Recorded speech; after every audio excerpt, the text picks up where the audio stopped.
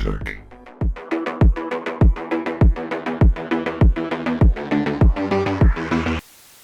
All right, hello and welcome to another long overdue episode of Return to Videotech, the show where two dinguses break down the movies we love and share our affection for physical media with you. In this episode, we're riding like lightning straight to Schenectady, New York, and probably crashing like thunder as we dissect the Ryan Gosling, Bradley Cooper-led sprawling epic drama, The Place Beyond the Pines. We'll also give our thoughts on a brand new instant film bro classic, One Battle After Another from Paul Thomas Anderson, along with a slew of other great movies. I'm Keith, and with me as always is my friend, co-host, and drinker of a few small beers, Matt. How's it going, dude? Good, man. I am just partaking in sparkling water for the episode. I did have a few small beers earlier today. Fully recovered at this point. You know, I've gone through all of the recovery period, and I'm ready to go and talk about movies. But I got to tell you, man, went to a football game today, just baking in the sun. It's October 4th. Like, what the hell? I mean, I know. I'm so pissed at Al Gore for like what's happening. Global warming. Dude, it's been like 85 degrees here, and I hate it. It just sucks. And it's like there was a part of me that okay, so like full disclosure for everybody, this episode was supposed to be our second September episode. So some people will be like, it's spooky season. Where are the horror movies? Well, guess what? You're not getting it yet. But it's like Yeah, we had to push it off. I had a conference at work, and you were traveling, and we were yeah. just too busy. I haven't even made a video in like a month either, so the YouTube channel's like dead as of right now, but we're resurrecting it. People not exactly clamoring for a comeback. Like not not Yeah. not hearing a lot of people being like, "Oh, where's high Yeah. volume video?" We didn't notice you were I gone. I did get a message from my buddy GC Face the Movies. He was like, "Dude, what's going on?" Oh, good, good. He's like, "You haven't put a video out in a while." I was like, "Yeah, we're working on it." But yeah, we do plan on doing some Halloween themed, horror themed stuff coming up. At least So one. I mean, we'll have to yeah, talk about the schedule, but there will at least be one October, yeah, real yeah. October episode. But for the Uh-huh. love of everything, can we please just get a hint of chill in the air? I'm sitting here. Yeah, seriously. I'm packing up a cooler full of Oktoberfest beers, and it's just sun. I'm putting sunscreen on. I'm like these two things do not fit together, and it's really harsh in my mellow, Keith. Yeah, no, I agree. I'm not Totally. into it. But on the brighter side of things, we did get a brand new Paul Thomas Anderson movie, which I'm sure you were hyped for. I mean, I'm a pretty big fan of his, but you're like an astronomical fan of his, I would say. Probably, yeah, that's fair. I always think like if who's my favorite director? I mean, the first thing I go to is David Lynch, but Paul Thomas Anderson is in the short list. I've never actually sat down and been like, do I have a list? Do I have a definitive list? Maybe I should, just so like when people ask me. But after David Lynch, it becomes it's the mainstays. It's Paul Thomas Anderson, Wes Anderson, Quentin Tarantino. I'm sure if I sat here long enough, I'd probably name a whole bunch of people. Scorsese, of course. But Paul Thomas Anderson is right up there. I mean, he's one of the directors that I feel like you'll hear get it thrown around like that all his movies are masterpieces. I'm not quite there, but like I pretty much probably they're all like 4.5 or 5 star or like his lowest is like a 4 star movie for me. Like hmm that's the range we're dealing with. Like even Tarantino, like I'm not the biggest like Hateful Eight fan, but I do I love most of his movies and it's a tough bar. But Boogie Nights, The Master, There Will Be Blood, Inherent Vice, and I would say like One Battle After Another is like right up there as like the upper hmm tier for me. Yeah. I'm a Boogie Nights and There Will Be Blood guy.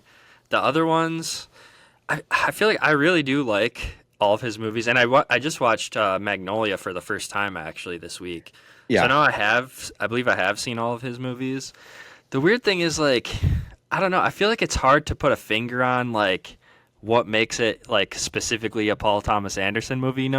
He's not Totally. like Wes Anderson where he has Yeah, this like distinct visual style that he uses over and over. He's not like Tarantino where he uses the same snappy dialogue over and over. It's like definitely. there's something there that makes it like special, but it's hard to like put into words. I don't know. No, agree. And I don't know if I could tell you what it is. His movies, like sometimes, like if I watch Inherent Vice and the Master, I can kind of see some crossover there, even though they're two like wildly different movies. But I would say he's operated in a lot of different genres.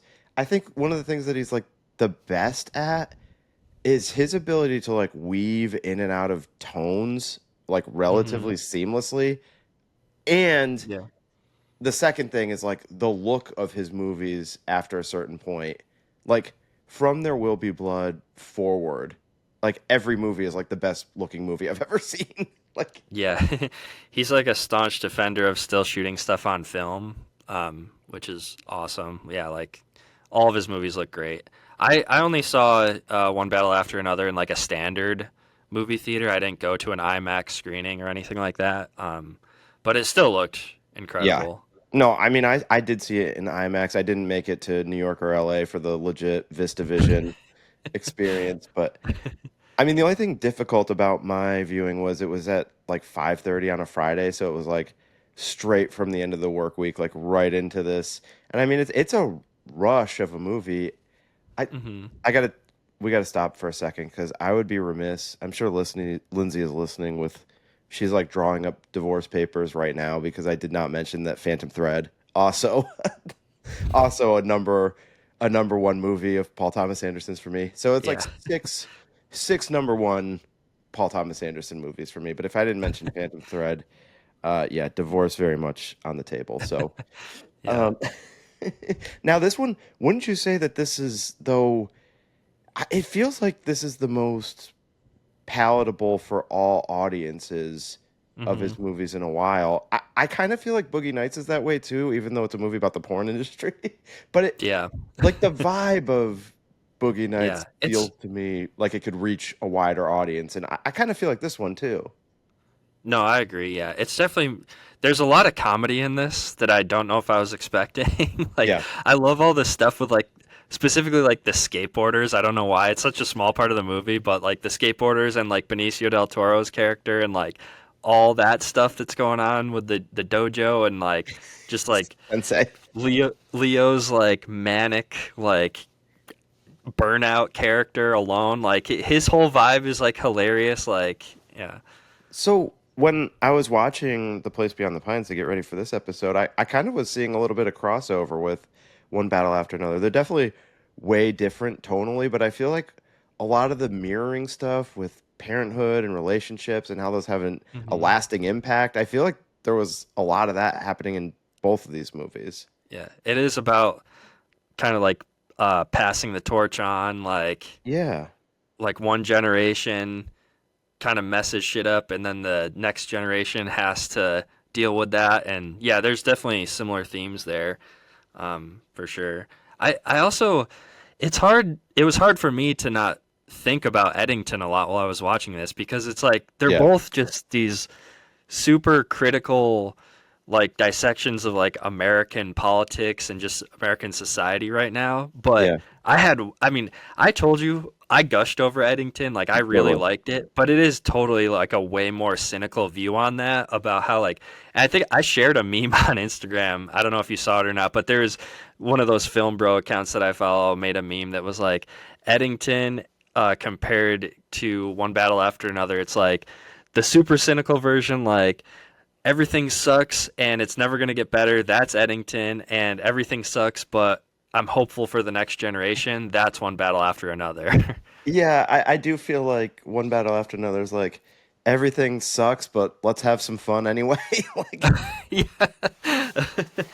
it feels that I, way. I I mean, do also I also feel like I don't think I've seen anybody say this or heard anybody talk about this in podcasts, but it also like one of the cool things about Eddington that I talked about a little bit was how it kind of like pokes fun at like both sides really. Well, this one definitely does too, for sure. where like just Leo's character in general just being a burnout and like I love the whole bit of how he's like he can't remember like the code to get through on the phone, and it's just like pointing out how ridiculous like this whole resistance movement mentality can be, you know?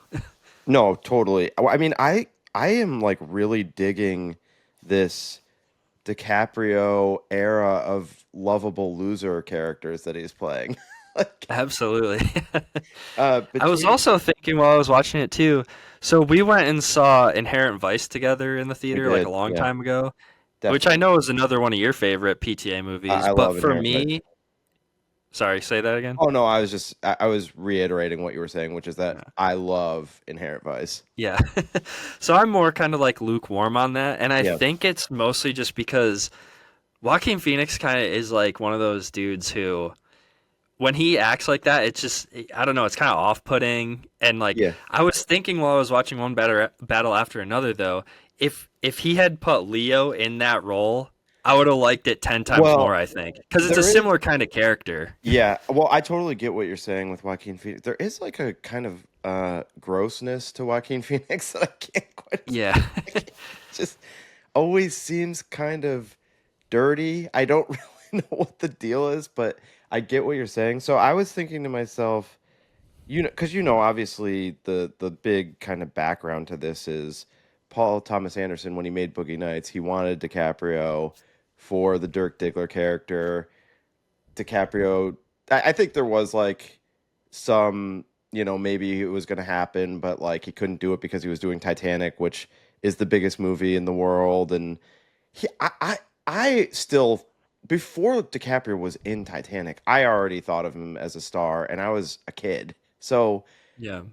I kind of think I think that he was a star that was catapulting regardless, but obviously Titanic happens and there's no going back from that.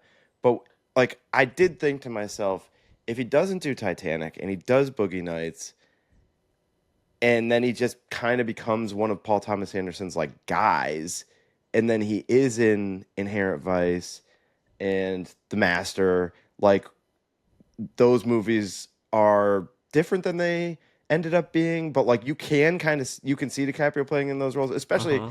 the Inherent Vice one now. Yeah. And yeah, It's pretty similar. for sure. Yeah, there's definitely a lot of crossover.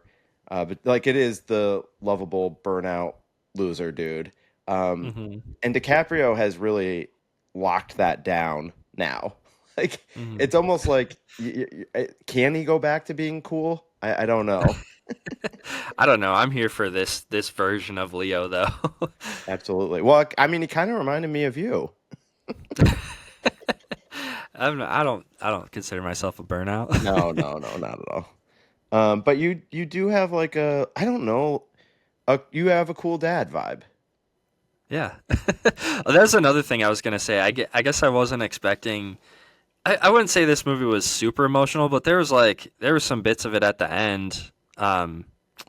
When he I don't want to spoil it, but Yeah, there's some dad daughter stuff in this movie that's kind of like the driving force behind the whole movie when you think about it, really. Like totally, totally. he's trying to just get back to her, and it's a classic tale of dad trying to get back with his daughter, I guess. But Yeah, that and stuff hits me harder now for sure that I'm a father of a girl. totally. Yeah, and without spoiling it, I do think that there's a little bit of a nature versus nurture element to it too, in Hmm. terms of just parenthood and children and what children grow up and to be and how much of that is influenced by their environment versus how much of is influenced by their actual like genetic makeup.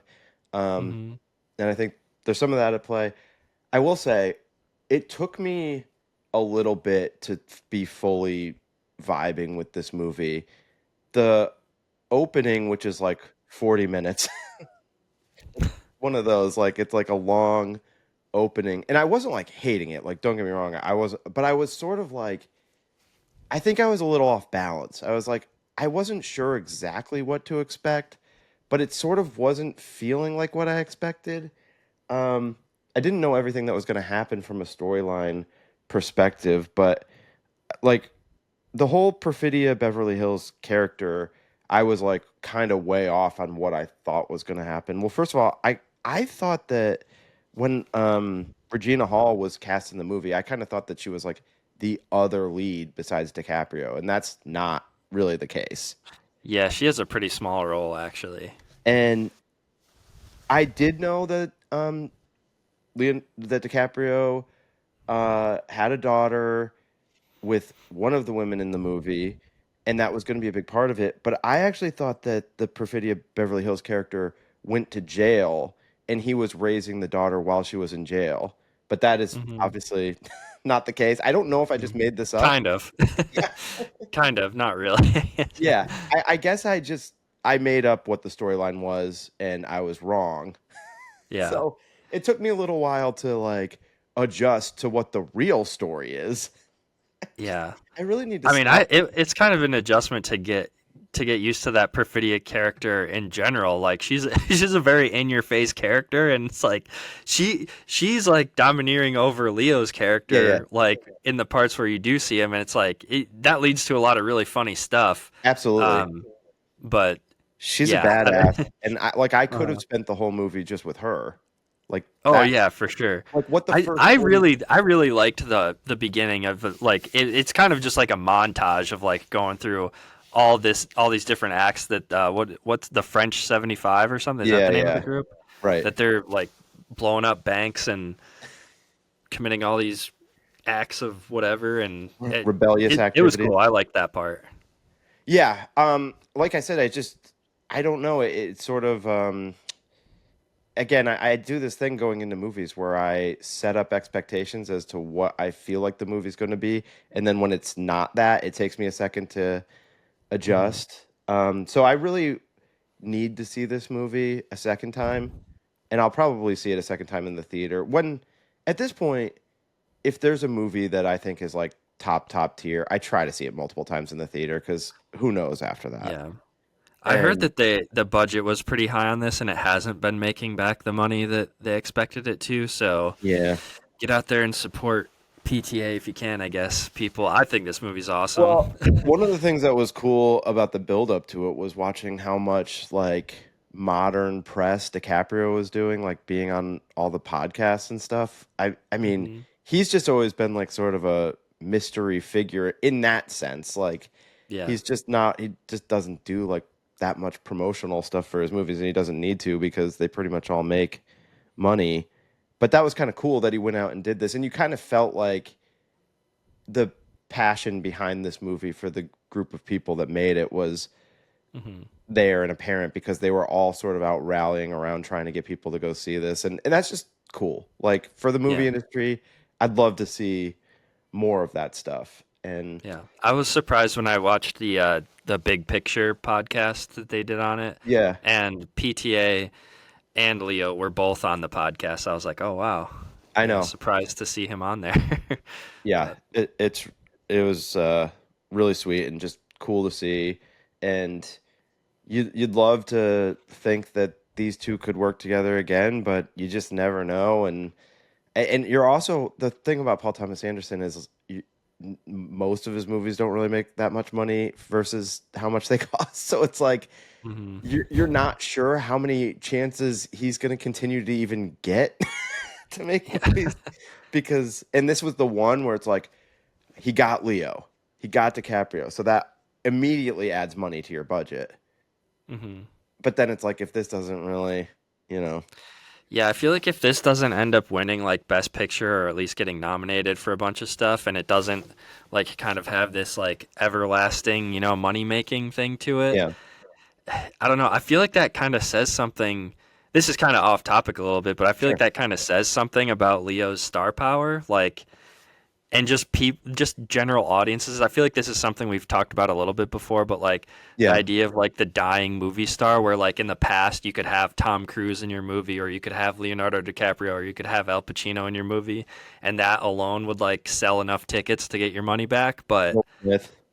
yeah, I mean, he was it's like, a I bummer, mean, but yeah, I mean, like you've at one point in time, if you had Will Smith in your movie, it was like guaranteed 150 million or something. I don't know, probably or like like Denzel too, or inflating it. yeah. Yeah, I mean, it was just.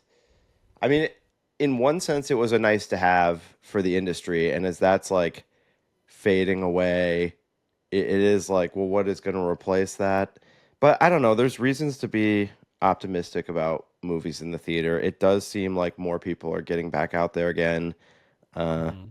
so, look, the nice thing about Paul Thomas Anderson is he can kind of operate in different levels and still make cool movies, and he always seems to find people who will get behind his projects and they end up getting made. But you are like,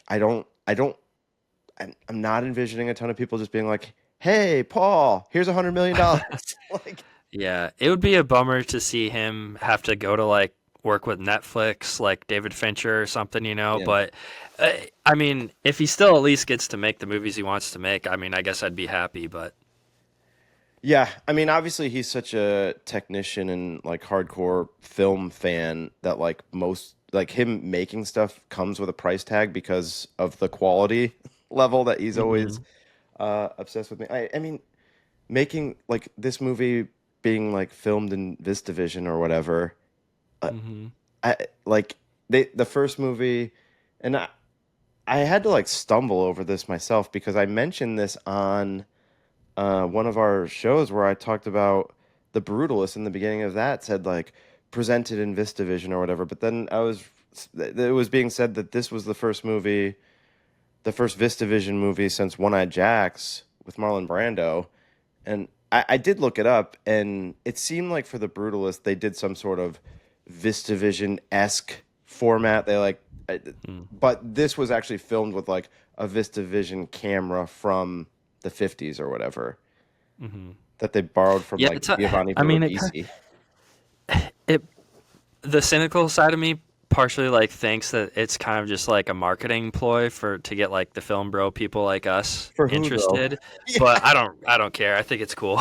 yeah, I me mean, too. I always get excited when I hear about movies like Sinners and like everything Christopher Nolan does being shot in IMAX. It's basically like the same thing except Definitely. instead of saying IMAX, we're saying VistaVision now, just Yeah, large format. totally. And I love directors getting to play in the different formats. One thing that I don't understand, Keith, and maybe you know something about this, like whether it's 35 millimeter or 70 millimeter or IMAX or VistaVision or whatever, I get that the film size is different.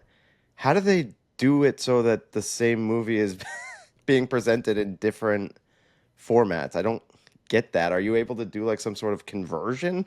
Is there a tool to convert? Well, I mean, as far as I know, most movies nowadays are like scanned in to like a computer system, and they're Yeah, they're not edited like they used to be, where they literally in the past used to like make cut. cuts like Yeah. to the actual film and splice it together, and then they would like duplicate the whole reel and stuff to like mass produce and send out to theaters and whatnot.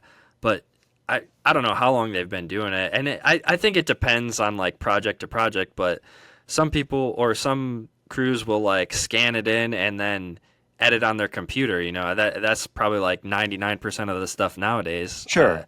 I mean, maybe even 100%. I don't know. I'm not an expert, but Okay. Yeah. Well, that's how you would convert it to like different aspect ratios and stuff. Like some stuff is shot like way wider. yeah. Or like you get more like on the top and the bottom, and then it gets cut down because Right. they want to present it in like a wider format. Um, but Yeah, I but don't this know. movie alone was like I it was like being shown in VistaVision in a very small select theaters, but then it was also like in IMAX, like 35 millimeter or 70 millimeter, like one of like I'm like, how is it in so many different formats? I feel Yeah, you shoot I it don't on know. one, right? I do know what like how they were hyping up going to see it in 70 millimeter, or if you Yeah. go to see it at a theater that specifically now says they're showing it in 35 millimeter. That Hmm. means the print that they're showing is actually that size film. Um, But I don't know, probably like 15, 20 years ago, 99% of all movie theaters switched to digital projectors, so they don't even Totally. use those reels anymore. Um, which is why it's even kind of a big deal now if you find a theater that will play 35 millimeter prints. They'll usually advertise it like that. They'll say, "Oh, we have a print of this," and they'll show it with an old film projector rather than the digital projectors. Okay, so that was the technical film corner for this Well, episode where we all get to I learn kind of something. just was talking out of my ass, so I mean, I'm not a total expert on this, but Um, but yes, totally agree. We both love one battle after another. I will 100% see it again in the theater and would recommend that everyone does. yes. Let's, Oh, should we, yeah. well, before we wrap up real quick, we didn't mention Sean Penn at all. Oh, yeah. His character was insane, and Lockjaw. just yeah, and the whole um Christmas Adventurers Club, like, oh my God, all that stuff was The hilarious. Like, fact that it that just was the had to be name. mentioned. Yeah, the fact that that was the name of the group that Uh, the villains made up with, that did like have me almost falling out of my chair. oh my God, yeah, I was dying. I was like, this is like the people who get upset about Starbucks not saying Merry Christmas, and it's just like totally taking those people down a peg is hilarious. Yeah, there was a lot of funny stuff in it. Well, we should do a quick physical media before we get out of this segment. Okay, did you have some stuff to show off? Yes, let me do this since we're talking VistaVision. I just decided to pick up the 4K of John Ford's The Searchers, which, if you notice, the horizon's at the bottom, which makes it interesting. Um, I do, I have seen this. I'm not like a dues paying fan of it yet, but like Mhm. it just I know it's one of those ones that like every director lists as like one of their favorite movies. So I'm like, I think I need to own The Searchers, and it was also a VistaVision movie, so I was like, well, I'll just grab the 4K of it, just a basic, but it does have a nice little slipcover, Warner Archive collection. So, that'll be a nice date night for Lynn's and I some night. John Wayne and John Ford's The Searchers. I have that Blu-ray, but I haven't watched it yet. Well, maybe we'll do a joint homework. Okay, yeah, Do you want to show off your pack that you got? yeah. So I just have one thing to show off because I haven't been buying a lot of stuff recently, but this came in. This is the new Extremity Collection, Volume 1 from Umbrella. Okay, Uh, it's four of the French extreme horror movies. sounds Is good. that upside down? Yeah, it is. Hard to say. Um, and the movie that I picked for my blind buy this week was actually Martyrs, which is in here. Um, and the only other one that I had seen actually was High Tension, and I saw that like back in college, so it's been a Yeah. long time. I don't really remember it, but Wait, who put these this are out? just Who huh? who put this box set out? Umbrella. Umbrella. Um, Yeah, they do good stuff. yeah, they do some really good stuff. But I've heard terrible, awful, horrible things about the other movies in here Oh, too. fun. So yeah, we'll talk about Martyrs in a minute here when we get into our blind buy segment. But yeah, these are just like really insane, like uh, just hyper violent, gnarly, gory French movies from like the mid 2000s, mid 2000s ish. I think Martyrs was from 2008. Um, but Okay. yeah, it's a Very cool, good really era. cool set though. Like the artwork on it is pretty cool. All right. You love to see it. Yeah. I also, real quick, will just show off. I mentioned the last episode that I got two things from Cinematograph. One is A New Leaf, which I did as my blind buy, so we'll talk about that in a minute. But the other one is a movie called The Woman Chaser, which stars Patrick Warburton, actually, and is 50s. He's a filmmaker. It's the 50s in Los Angeles, and I think I read about it that it had like Mad Men vibes a little bit. I think it's weird too. Um, Nice. so written and directed by Robinson DeVore. So it seemed like people were excited about this when it was coming out. No idea. It was not on my radar at all, but it hit a lot of reading about it hit a lot of things that would pique my interest. So we'll probably show up in a blind buy segment coming to you very soon. But for today, it's going to be A New Leaf. Nice. Okay, should we take a quick break and come back and do our blind buys? Please. Okay, Matt, it's time to talk about our blind buy movies. And you picked A New Leaf from Cinematograph, That's right. correct? Yes, and I got to tell you, I know I've waxed poetic about Cinematograph on this show before, but I just really can't say enough good things about their packaging.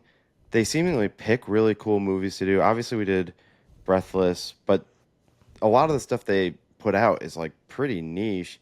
Now, this was directed by Elaine May, who I think is still alive and is like 93 years old, but she only had a handful of movies that she directed. One of them is Mikey and Nicky, which is a Criterion and is kind of a kind of unsettling crime. Like it's one of those movies that takes place all in one night, and what's his face, Cassavetes is in it, John and Cassavetes. yeah, and it's weird and dark and grimy. This is not like that at all. A New Leaf. Oh, you want to know what else she directed? The original. I've never seen it, but it's been on my watch list. But the original, The Heartbreak Kid. I don't know if you ever saw the remake of that with like Ben Stiller and Malin Ackerman, and it was an early oh what's his name? Kenny Powers. Help me out here. Danny McBride. It was an Yeah. early Danny McBride appearance. I don't know. Did you ever see that movie? I don't think so. It's not ringing a bell. Um, well, she directed like the original of it, which I haven't ever seen, but I want to. And Okay. this was like it's like this quirky comedy, and I'll tell you, a lot of Wes Anderson vibes. Not necessarily in the aesthetic or anything like that, but Walter Matthau plays the main character, who's like this rich dude who lost all his money, and like his butler or whatever suggests that he should try to just find a rich woman to marry, which he does, and then he also has like grandiose plans to poison her, but it doesn't. Not everything goes according to plan, and there's some like sweetness to it. But the character's name is Henry Graham. Like for me, total Royal Tenenbaum vibes. Like wears these kind of like fun suits the whole time and has these kind of hilarious lines. There was one line, and I wish I wrote it down, but I didn't. But it was something about running out of money, and the way that it's written, it just reminded me of like a Wes Anderson line. Like it seemed like Royal Tenenbaum or the Bill Murray character in Rushmore. Like it seemed like something like rich dude would say, but it's like funny. And so I enjoyed it quite a bit. And I'm just it's 1971, 102 minutes. You love to see it. And I'm just planning on continuing to enjoy this ride with the blind buys for Cinematograph because it's like, A, you just can't turn your head at this packaging, and B, I just keep finding cool little movies that they're doing, and I like it. So Cinematograph, keep it up. A New Leaf, I would say a moderate recommend for Matt. I need to get some more cinematographs too. That Breathless one is like the only one that I have. That one's Um, super cool though. but it's interesting that they're like partnered with Vinegar Syndrome because it's totally not Vinegar Syndrome style movies. Like Yeah. Well, Vinegar no. Syndrome's like all, you know, VHS store era like trash horror sleaze, and Yeah. Cinematograph is more like your style, like Yeah. more highbrow, critically acclaimed, Or but like underseen type stuff. yeah, definitely. I think like specifically the underseen like Hmm. element of it. It just and like this has like Paramount all over the label. You'll see Paramount, MGM or whatever. So like they definitely are able to like partner with people like bigger studios who still have the rights to this stuff that they're just like we're not wasting our time with that bullshit. Yeah. They're like if it ain't, Independence Day or something, we're not putting it out.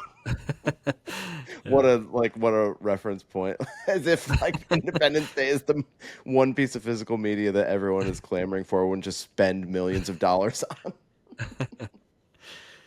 But yeah, I totally agree with you that like they specialize on stuff that's kind of weird, but it's definitely up my alley in a big bad way. Yeah. I need some more So recommendations from you from that line to get into. yeah, well, I have a bunch of stuff in shrink wrap from so I could Okay. probably just the blind buy segment could just be like the cinematograph segment for We'll me. retitle that segment to the cinematograph segment. It may turn into that for me for a little bit, but that's okay because they're great. They're a great brand. So we'll keep it going with you, Okay. Keith, your blind buy for this week. All right. So we'll segue to another cool label, Umbrella, which I showed off in the beginning. In this box set here, the French New Extremity Collection, I watched Martyrs for the first time from, I think, 2008. It's basically, this is like a torture porn movie. Always a ringing endorsement. Yeah, I mean, you could probably tell from like the artwork that they commissioned. Very cool artwork, but what are you thinking when you see that? I'm thinking that I feel like I need to watch it with the lights on and the Yeah. blinds closed. To be honest, it's not really that bad. Yeah. There's some gross stuff, and there's at least one scene in this movie that I will probably never forget. This movie has like a reputation amongst hardcore horror gore people, and I had heard about it for years. I'd heard other horror people talk about this movie, but I just had never gotten around to seeing it. And when Umbrella put this box set out, I was like, oh, I really liked High Tension that I saw years ago. I feel like High Tension. I recognize the title of High Tension, but I don't really know what it is. I don't think. It's been so long that I don't. Well, I guess mildly spoiling it. I think there's like a really big twist at the end of it where it's like this French girl, like people are being murdered and stuff, and it ends up the protagonist who's the killer, I think is what happens at the end of that one. But it's been a really long time, so don't quote me on that. All right, but very good. That was a popular like DVD era horror movie, I remember. Gotcha. But yeah, Martyrs. I feel like a lot of people say that there's a bunch of like political commentary and stuff in this movie, but not being French, like I don't, or knowing anything about French history, like all that stuff went over my head. Yeah, like not quite. People say that this is an artful movie and has something to say, but I'm not picking up what they're putting down. You weren't connecting with it in that way. No, not at all. And to be honest, I wasn't really connecting it with it on any level, really, because so I consider myself like a defender of the movies like Hostel and Saw and stuff. Like I think at least the first two Saw movies are great, and I really like Hostel. And people kind of shit on those movies sometimes for being just like torture porn, but I don't really think they are. At least the first Saw movie I think is awesome, like such a cool twist and stuff, It's a good point. I mean, it's tough. I get why at a certain point with Saw, there would be like mostly vitriol towards it because it's just like it becomes this thing where they just pump one out every year for however many years it happened. Like when this run was going on. But to your point, I don't think I'll ever forget being in the theater for that first Saw movie and like what happens at the end where the guy stands up and you're like, what the hell? Like that was one of the most like, craziest twists. Yeah. Shocking, like in theater moments that I experienced in my life. And I am with you that I like the first Hostel too. And it's not just because Eli Roth once tweeted about the last one that I did, but he can do no wrong in my mind. But no, I like the first Hostel too. Question for you, because you mentioned this with this box set. Do you consider yourself a gore guy? I like the goofy gore. I'm with you on that. I'm with you on that. Stuff like Evil Dead and like ridiculous stuff, like cartoonish stuff. Yeah. I love that stuff because it's like I love the practical effects and like it's more comical. It's just funny seeing like somebody get like in Toxic Avenger, seeing some guy get his arm ripped off and then get beaten with it. Like that stuff is ridiculous and funny, Yeah, I would have said that about you too. I would have said I don't think Keith is like. I don't think he puts a lot of stock in like real gore. I think he's fine with it, but I don't think he's seeking out movies that are specifically like gore forward. No. Unless it's like the goofy effects gore, then like 100% he's seeking it out. Yeah.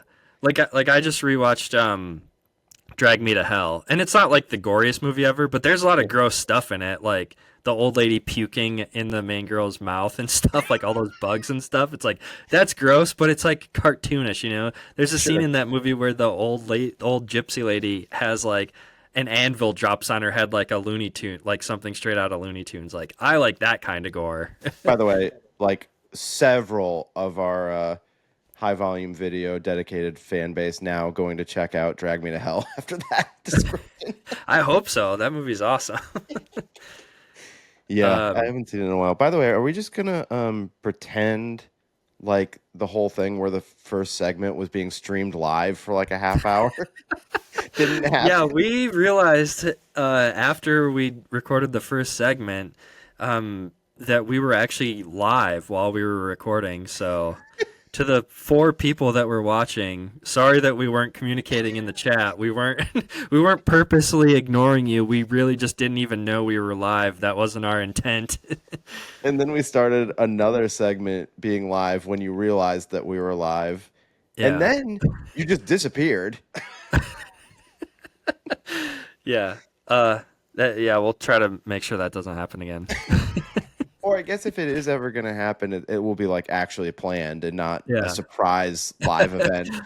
Yeah. Not a surprise live event for the people that want to view it, but a surprise to us. Yeah. Okay, Uh, well, for Martyrs, I don't have much else to say about it. You could definitely have a longer discussion about this, but since you haven't seen it, right? I don't. yeah. No, I have It's not not seen really Martyrs. worth talking about it. I think I only gave it like 2.5 stars, just because, like I said, not being French, not knowing like the political message that it's trying to say. To me, it really just felt like a nastier version of Hostel, where like there's just no fun, there's nothing fun about it. It's Yeah. literally people just being tortured, and it's like, I mean, Yeah. there is a story, but I just didn't think it was that interesting. Like, there's a bit of a mystery where it's like it's very similar to Hostel in the fact that there's like this secret society that's kind of like behind it all, which is kind of interesting, but it's done better in Hostel in my opinion. So, Well, there you go. Eli Roth. How about that? all right, Matt, it's time to talk about The Place Beyond the Pines. Take it away. If you had asked me in 2012 what director was at the top of my list to follow their career for the next several years, number one with a bullet would have been Derek Cianfrance. It started in 2010 with Blue Valentine, starring Ryan Gosling and Michelle Williams, a film that I loved, emotionally stirring as it was. But when he reteamed with Gosling 2 years later for The Place Beyond the Pines, I was undoubtedly hooked. Unfortunately for me, the next 10 years wouldn't yield much more from Cianfrance. A disappointing adaptation of the romantic drama The Light Between Oceans and a story by credit for the critical darling Sound of Metal were the only significant feature film credits. But I still hold Cianfrance in high regard. At a minimum, he helped establish Gosling's neon noir era, which included Drive and the actor's own directorial debut, Lost River. The Place Beyond the Pines will always be significant to me for several reasons. One, it takes place in Schenectady, New York. It's a more eastern part of the state, but still part of the greater region Keith and I hail from. The title of the film is taken from the Iroquois translation of Schenectady. Two, it features 2 actors who would really be mainstays of the era in Gosling and Bradley Cooper, pitting them against each other in a uniquely structured cops and robbers narrative. Three, Ben Mendelsohn as Robin. This is the perfect Ben Mendelsohn role. Four, really strong usage of an end credit song with Bon Iver's The Wolves Act 1 and 2. I could go on, but I'll refrain in an effort to save some nuggets for the episode. Apart from the story structure, another unique element in Cianfrance's ability is Cianfrance's ability to make the movie feel both epic and small scale at the same time. You can tell that the actors weren't staying at the Four Seasons during the on-location filming, and you can feel that the entire making was a grueling experience, from cutting down the script to keeping the actors on board and to a clearly long editing process. Despite feeling very indie at times, the cast is stacked. Beyond the leads, we've got Ava Mendes, Rose Byrne, and Mahershala Ali rounding out the cast, with Ben Mendelsohn and Bruce Greenwood adding strong supporting appearances. Oh, yeah, and Ray Liotta playing the most Ray Liotta role that you can imagine. While it may not have quite panned out for Derek Cianfrance as I envisioned, The Place Beyond the Pines will surely sit on any best of the decade list I make for that 2010 to 2020 time frame from here on out. All right, Keith. Well, the movie opens up in 1994. We're at some sort of carnival thing. Uh, Ryan Gosling's character is Luke Glanton, kind of jacked, face tattoos, ridiculous bleach blonde hair that is like parted. But the beauty of being a good-looking man is you can look like this and it's still cool. I do think he looks cool, even with the face tattoo and everything. I don't know. He's got that very unique style of tattoos all over him too. It's I like know. it looks like somebody. It's like a high schooler's notebook or something. It's like a shotgun blast of like crappy tattoos. Yeah, but somehow it looks cool on him. No, I totally agree. I mean, if either you or I tried to pull this off, I mean, I think people would make a petition that we need to like leave the country. Yeah. I Um, feel like our friend Dave, we don't talk about Dave on the show much, but his tattoos are kind of like that, where they're just like, little sketches, like, that's and true, he and pulls it off. So he totally, yeah. But Dave is cool. yeah, we're not. Um, so the little motorcycle group that he's in is called Handsome Luke and the Heartthrobs. Pretty cool. And we start with like voiceover of just a dude that's like emceeing this event. He's like, "Handsome Luke." It's like, and they're going like crazy with the motorcycles in this whatever metal ball thing. And yeah, in a segment that's now cut, I briefly mentioned that it was like our colonial days in Corny, New York, in which at which you pointed out that we had nothing remotely close to this, just some crappy rides. That's one of those things that would have blown my mind as like a 10-year-old kid seeing, just been like, Absolutely. I don't understand how they're doing this. So An interesting thing though, we were talking about this before we started recording. I watched this movie again today with the director's commentary on, and it's a really cool fact about this. Do you know the story about them having to switch up the DP like 6 weeks before starting recording or something? I don't. I missed that part. I do know that like this movie just seemed like a grind to make. It's sort of like us trying to record this episode tonight. All right, well, I promise I won't have like a ton of like stories like this to Yeah, say. go ahead. I took a couple notes though, and I just thought this was super interesting. Yeah, yeah. So the original DP, I can't remember the name of the guy, but it was somebody who the director had worked with before, I think, and he decided pretty close to when they were going to start shooting that he didn't want to do it because he had a dream that he died Mm, while they were filming the movie. So they wow. had to find a new DP, and this scene that you're talking about now, the three motorcycles in the dome cage thing, Right. something crazy kind of happened while they were filming this. So originally they filmed it from inside the cage, Oh shit. and the director who took the original, or the director of photography who took the original's place, he was like a war photographer in the past, so he was used to being in these crazy situations or whatever, and he really pushed to film that section of the movie, that intro, from inside the cage. Well, while they were filming it, the first few takes they did, there was like some bad motorcycle crashes that happened like Oh shit. inside the thing, and one of them, this happened a couple times I guess, but one of them, like, one of the motorcycles stalled out while he was like literally above the camera guy's head, Oh good and the lord. motorcycle fell on him and he like had to go to the hospital and stuff. So it was this really weird, eerie thing where the director was like kind of spooked about it because he was like, well, maybe, if we didn't switch DPs, like, that guy might have actually died from this. And, I don't know. That was like That a is really wild. interesting story to me. Yeah. The first thing that I think of with you telling me that story though is like imagine if I took my dreams that seriously. I Like know. the things that happen in my dreams, if I was like, oh, that's actually going to affect how I like behave in real life and actually drive decisions, my life would be pretty weird. Yeah.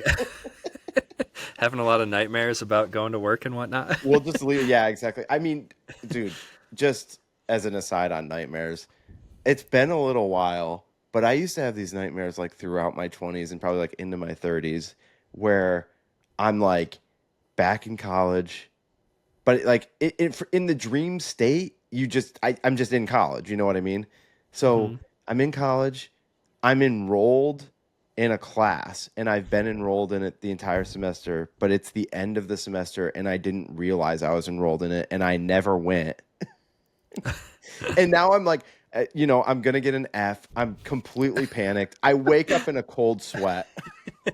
I've never had the like go to school with your pants down No, dream, but I no, have had dreams like that where it's like all of a sudden you're back in school and you don't know why, but it seems normal, you know? yeah. But I definitely, yeah, yeah. I just have like anxiety dreams like that though. That it's like it's basically like I've forgotten something that I didn't know about somehow. And yeah. and now that I'm finding out about it, it's like the worst thing that's ever happened to me. My life Well, is anymore, ruined. I don't even really remember my dreams much anymore, to be honest. It's one, I don't know. But So, anyways, we can get back to the movie now. But they ended up after that motorcycle crash happened or whatever, where the motorcycle stalled out and landed on the new director of jeez. photography's head while he was filming it from there. They decided to not do it like that, and so in the final film, you don't actually see any shots from inside, but And that's you don't need it. yeah, I, yeah.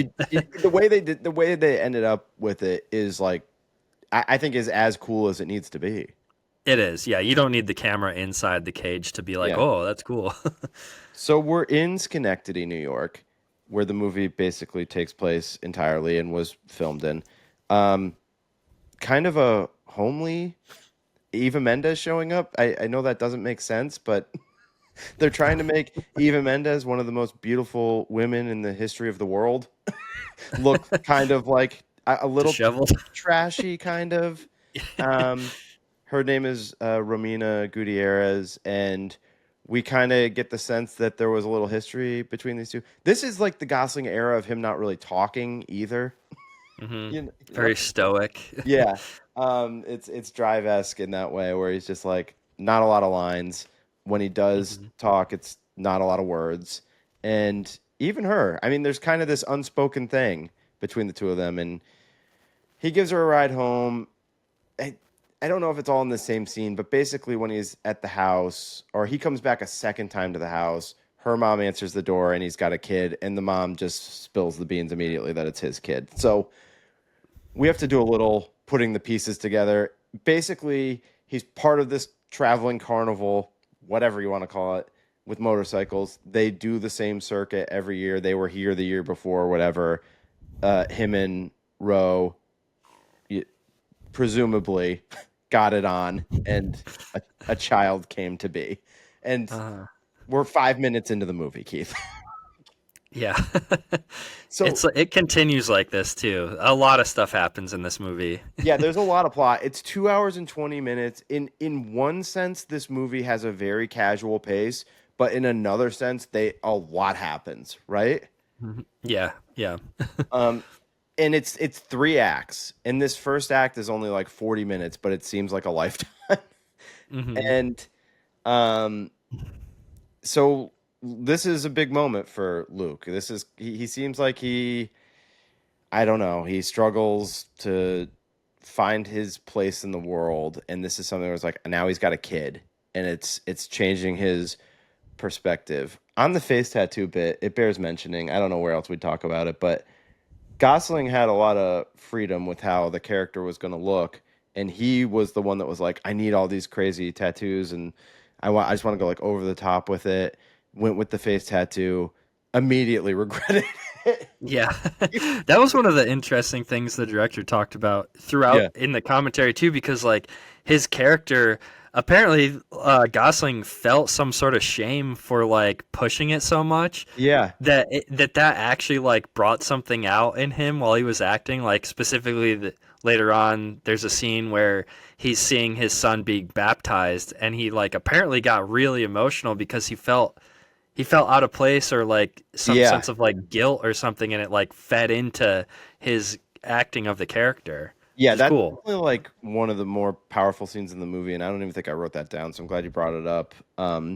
But he regretted like picking that face tattoo and everything and going with it for the movie. And Derek Cianfrance was like, "No, you should keep it. I mean, the movie is about these like choices and living with your choices." And the consequences, and Yeah. yeah, And it does, it just kind of fits the whole thing.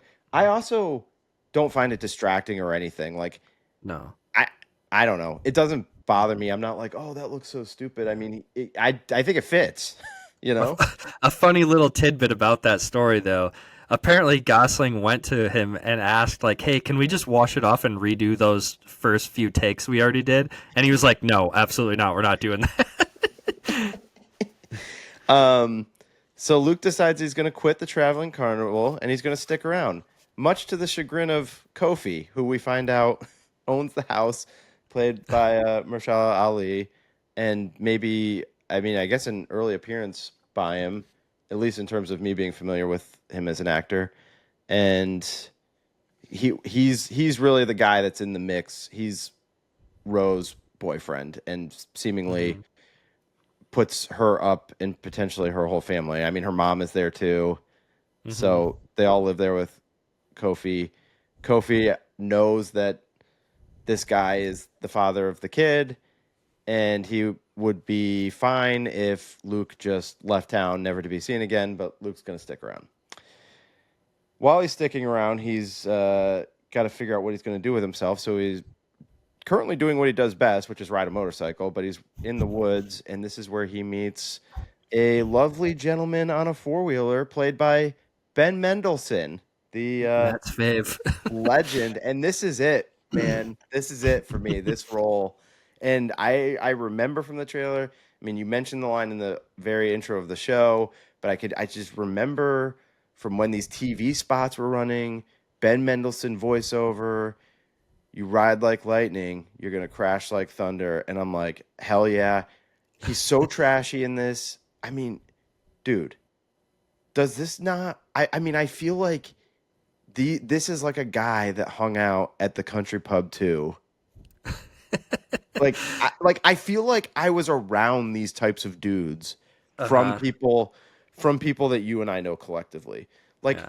we did I well, I won't speak for you. I would say I didn't directly know anyone like this, but I was around people like this through people I know directly. Yeah. Cool thing about that line too, that was improvised. Did you know that? I think I may have known that at one point, but that wasn't top of mind. So yeah, that is cool. Wasn't And in the script. I don't know. I remember. I only remember this tidbit actually from when me and Zach did this for Greatest Moments. But I'm pretty sure Zach said on the show that like Ben Mendelsohn was willing to get his teeth removed and get dentures or whatever for the Yep, role. that was talked about in the commentary. That was wild. They didn't end up doing it, but just the fact that he was willing to do that just for this character to look trashier, like, I or I know. think he was originally written to not have teeth or something like that. I Yeah. don't know, but it's still wild that they actually tried to do it, but insurance reasons or something they couldn't do it. Well, I thought, and you definitely know because I only heard this like secondhand, and it was years ago. So you know because you have a fresh. But I guess what I thought it was that Mendelssohn was super willing to do it, and Derek Cianfrance was like, "No, you don't have to do that." Yeah, but he was even on board. I think at yeah, he said he was on board in the commentary, I want to say, but somebody else put a stop to it. But anyways, it's just So ridiculous that he was going to do that. in the most unlikely of scenarios, Robin, played by Ben Mendelsohn, is going to offer Luke a job at this garage that's just seemingly in the middle of the woods. Yeah, How it doesn't seem like you're getting a lot of business there. how anyone finds this shop to take their car to be fixed? No, it doesn't seem like roads go there.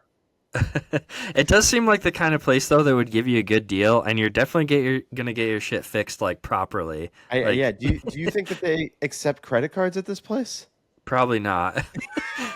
I'm thinking it's cash only. They Um, might take a few small beers as payment, but that totally. So these two become quite the duo. Actually, maybe one of my favorite thing about this movie is the scenes where it's just these two. yeah, Like, just a couple bros. yeah, hanging out, drinking beers, smoking cigs in the woods.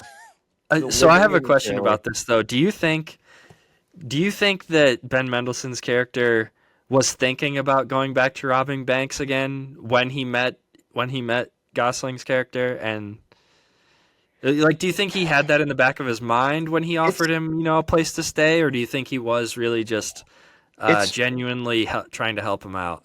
it's hard for me to feel like he's that calculating. It's I just don't feel like he's looking that far down the road in any Yeah, given because it situation. seems So like he lives in that trailer for a little while before the scene happens at the river or yeah, whatever, where he's like, well, he's talking about you he could needs rob a bank. money. Yeah, you could rob a bank. He says it so nonchalantly. Yeah. I Here's the thing. Here's what I'll grant you, Keith. If you want to say when he's on the four wheeler and he sees this dude riding the motorcycle, it might be a little light bulb like, hey, maybe there's something we could do with this. But I think all of the meeting him and it is genuine. And it's just like Okay. he sees a guy that's like, hey, this guy could drink some beers and smoke some cigs with me. And he seems like he could maybe fix some stuff in my shop. Fix a So, chassis or two. yeah, for the customers that we never have. So I think that's really what I find Robin to just be a genuine dude, to be honest. And, Yeah, he's and he's lovable yeah, I think so. I think so. Maybe in his own way. a little scary, but Yeah. he's yeah, that lovable scary mix. Yeah. Um, and yeah, to your point, throughout their conversations of just two dudes hanging out in the woods, Robin's like, well, you could rob a bank. You've got a unique skill set, which we know he's a really good motorcycle. I don't know, operator. He's Ryder. good with yeah, he's good with a motorcycle. We know that. I don't know. I don't know that there's anything that's made it clear his additional skills would add up to bank robber. But I guess to Robin's point, he's got a look. You've got the look for it. And some of this stuff is intercut with him still like trying to get in good with Roe because he wants to have a presence in the kid's life, and somewhere in there is going to the baptism that you talked about, and yeah, that is one of the more powerful moments of the movie, and it's kind of like reflective for him, and it's like, all right, I want to be a presence in this kid's life. I want to be a father to some degree. I mean, wouldn't you say it's like even just about being a man? Yeah, I feel like he has this like masculine thing about him where he's kind of is like a lone wolf, but he talks about his past a little bit here and there. I'm not remembering exactly what he says, but it's something about how his dad wasn't around and stuff. And I feel like overall the movie, like we said before, has these themes of like passing the torch and like Yeah, stuff like that. So yeah. I feel like he just feels obligated and yeah, like I in think some yeah, masculine way, he feels like he needs to be there for his kid. I think the big crux of the themes of the movie is like your legacy, how it's defined, what you're passing on, Hmm. like that is it. How those things interconnect with other people, what influenced you, like what is going to be left behind by you and carried on through your kids. Like a big thing is, I mean, even in the description of the movie, like on the back, it just says Ryan Gosling and Bradley Cooper star in this epic, riveting crime drama about the unbreakable bond between fathers and sons. Yeah, I mean that is a big part of it. There's a ton of mirroring stuff that happens in this too. Hmm. Like, well, when we get to the third act, there's tons of stuff that happens with the kids that like point back to their fathers. Hmm. So that's a big element of the movie. But to your point, he is this like badass dude, but he's trying to figure out what it really means to be a man because Hmm. to be a man is to be able to take care of your son, right? Take Yeah. care of your family. And I think And that while you're bringing up this yeah, point, yeah. I do think that Mahershala Ali's character ends up being like this like shining light on like he's like the example of what you should be like, kind of, even though his character is like not a major part of the Yeah. story overall. Like he doesn't get a lot of screen time and a lot of lines, but it's cool that he's there. I totally agree with this. And there's a scene later in the movie, and I have it written down, and I am going through it in kind of chronological order of the movie. But like, I totally love the choice to make like the Kofi character be like a good dad. Yeah. Because they could have totally done something different with that, like have him Yeah. not be, have the Jason character not be loved by Kofi, and that's like a Hmm. problem. But like he does love him, and he's raised him, and he takes care of him. But Jason Hmm. still has this pull to his real dad. Yeah. I don't know. Yeah, I think that's got to be tough for him. He's just a very interesting part of this movie, and we'll get to it when we get to it. I'm yeah, sure I know the scene that you're gonna yeah. mention I there, think it's but one of the. I just think it's a little bit of a surprise because you're not sure where it's going with the relationship. Because in this first segment of the movie, like I said, there's really three parts, and in this first Mhm. part, Kofi has sort of a bad light on him because it's coming from Luke's perspective. He's kind of in the way, but even when they show him, he's kind of standoffish and seems curt. Like it almost, your impression is almost that like maybe Ro is in like an oppressive relationship.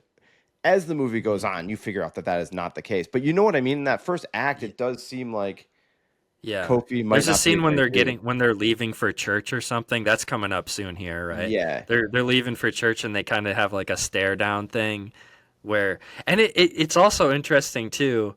Um, I feel like we're right around this point, so we can probably Yeah, yeah. talk about it Go now. ahead, go ahead. Yeah. But at one point, Ro ends up at the trailer with Luke, Yeah. and it's like after they got done, having sex probably, Uh-huh. and you gotta wonder like how much Kofi knows about that happening or not, Well, and I don't would think he Kofi. still be, Yeah. would he still be? Yeah, I uh, don't think Kofi would be down. But yeah, I mean, you're hitting on that. Like, there's a bunch of characters here, all having different investments in terms of the relationships. Ro, to some degree, is carrying a little bit of a torch for Luke still. Like, I think there yeah, is a part of her that is open to the idea of like, the three of them, Luke, her, and the baby could be a yeah, family. I think she's like the door's kind of a little bit open in her mind to that yeah. I at mean, this juncture. the door to the trailer is definitely open, and she's entering. So, She walked in, and next thing we know, no top. Well, we yeah, don't know what happened to your point, but things would yeah. indicate that not everything was on the up and up. Anyway, So sorry to throw you off that's okay. there, We're but talking like kind of all the things that happen with this Luke stuff, and it is all happening quickly together, and it's all like intermixed too. mhm. But the thing that we didn't really hit on, which is key, is Luke is now like, yes, Robin, we should rob banks, Yeah, and because he wants to provide for his family, and even Robin saying these, you want to be, you got that kid, you want to provide for him, you want to get the other guy out of the way. He's getting in his ear about it, and all of a sudden it's like, you know what, robbing a bank doesn't sound too bad. Now, these bank robbing scenes are, I think, super cool because they hmm feel really real and gritty, hmm but also the idea that I feel like Robin and Luke has of the execution is pretty good, and I haven't seen it in like another movie. yeah. Two fun facts about the bank robbery stuff. First Please. fact is, um, I keep forgetting the director's name. Sorry, They're Derek. being friends. See in France. So he consulted with the Schenectady like state police or something around there Uh-huh. he connected with them to try to find like a real life bank robber to talk about and like get this to feel as real as possible. So Yeah. the police connected him with somebody, and yeah, he basically just told them like in most of the time in movies, everything like in movies like Heat, like everything's like planned out and like everything goes according to plan and everything's super clean. Well, like the biggest takeaway that Derek had from talking to this real life bank robber was like everything is super messy, and like that's partially what led to a part about the bank robberies that I think a lot of people kind of make fun of, which is Ryan Gosling's like voice cracking and like And just like, Yeah. oh, and another thing too, he actually cast all the people, all the clerks were people. I don't know how they went about finding these people, but they were all actual real life bank tellers who had been through bank robberies. Yeah, I did know that a lot of the extras in this movie are just like real Schenectady people, man. Yeah. Well, no, specifically they were bank tellers who had themselves been in a bank robbery That's before. wild.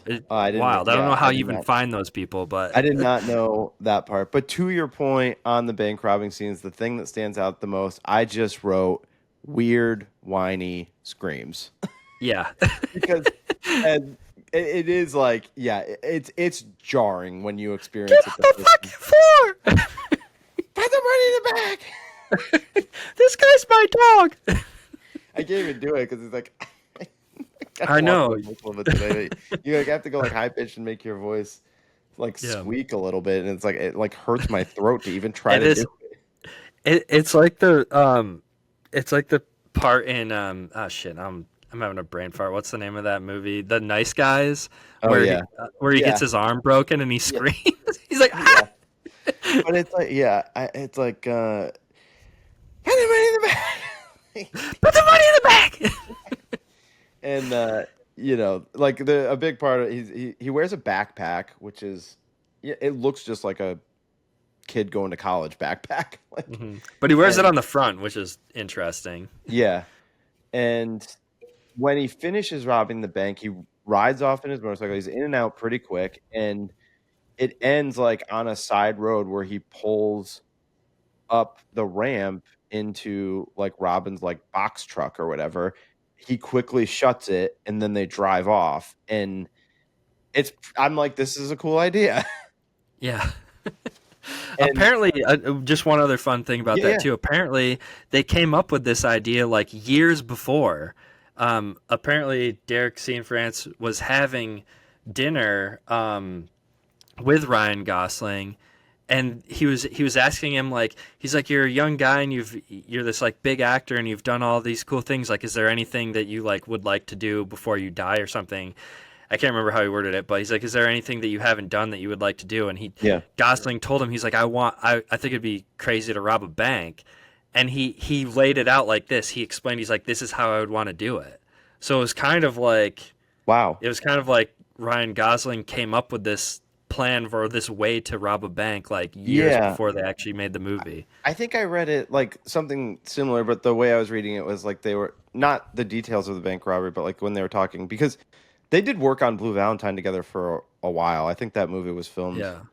uh, over a period of time, so I imagine they were probably pretty tight during that era. And the way I was reading it though was that Ryan Gosling said something about playing a bank robber, and Derek Cianfrance had already been like writing The Place Beyond the Pines. He's like, "Holy shit, I'm writing that movie like right now." Yeah. Yeah. So I don't know. it's along those I lines. didn't take detailed notes on it, but yeah, Sure, something like that happened. And some version yeah. of that. Yeah. Yeah. Um, so they're successful, and when he's in the back of the box truck after that first bang, he just starts throwing up, and there's just so everything in this movie just seems like straight out of life, like grit. I mean, not out of our lives because we're boring, but you know, if you live this kind of life, it seems like so real. Yeah. Like the adrenaline, I'm sure from doing something like that, you probably would get sick, or some people Oh probably would yeah, get sick. Yeah. I'm sure. I mean, yeah, not something I need to worry about. I barely want to leave the house. So yeah, so he's still trying to get in good with Roe, and one of the ways that the door opens is after they have their shared moment, we'll call it, at the trailer. He says he wants to take the kid for ice cream, and they go to this ice cream spot, and they have a picture taken of them as a family. I mean, it's the dad, it's the mom, it's the baby, and there's just some girl taking pictures, and she's like, "You sure I should take it when she's crying?" 'Cause Eva Mendez's character Ro is getting like emotional because I think it's a challenge for her, right? I mean, this was a guy that she met, they had a kid, obviously, like they shared a little bit of a connection, even if it was a brief connection, but she's still sort of like, it could be a real family, but I'm in a relationship with this Kofi gentleman who actually like takes care of me and provides for me, and I have a house. So she's just like conflicted in the moment, you would say. Yeah. Yeah. Now Luke does something to ruin everything, in which he means well. He shows up at the house uninvited, unannounced, and just starts building a crib. Kofi, not thrilled, you would say, Keith. Yeah. No. Okay, thank you. Thank you for concurring on that fact. The way I wrote this down, Keith, I just wrote Luke tries to build a crib, Kofi not thrilled, and then I just wrote wrench. It's pretty gnarly what he does. Yeah. And it's a moment of rage that like it shows you a side of Luke because I would say for the most part, despite him being a criminal that's robbing banks, he kind of there's a sweetness to him in this movie. Yeah, Is that? you're on his side until this. I feel like Yeah. at least when I'm watching it, even when he's robbing the banks and stuff, for the most part, it's like you feel like he's really just robbing the banks out of desperation. You know, Yeah. it's not one of those. He doesn't seem like a terrible guy. He just has anger issues. Maybe I don't know. I don't know why this just reminded me of this, but like the movie Blue Streak with Martin Lawrence from like the late 90s, there's like the part in that movie where he's talking to his girlfriend or she's throwing him out or whatever, and she's like, "You told me you were a banker." "No, bank robber." Stupid. I thought that part was so funny. Um, yeah, that's kind of the situation going on here. He, yes, loses his shit and beats the living hell out of Kofi with a wrench and goes to jail and basically ruins any chance that he had with Ro. I would say she Mhm. never looks at him the same after this. Fair? Fair, yeah. He messed up. So him and Robin have made some money off of a couple banks. It's gone well, or it's gone as well as it can go. But now Luke has gone to jail, and they don't exactly explain it in the movie. Robin does bail him out, and Robin is like, "This is where we need to shut it down." He's not happy with Luke, and noticeably during the scene when they're exchanging and having this conversation, Robin drinking a can of Genesee, and I was like, hell yeah. Um, and that's where that's where they actually do the line. If you ride like lightning, you're gonna crash like thunder. It's over. He said, "If you go out tonight, take my van," saying that, acting like he's doing something nice. He does go out and take the van, and then Robin destroys his motorcycle. Hmm.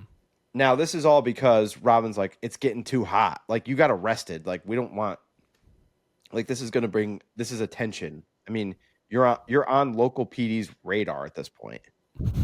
And Luke is talking about wanting to do like 3 banks in one day too. Yeah.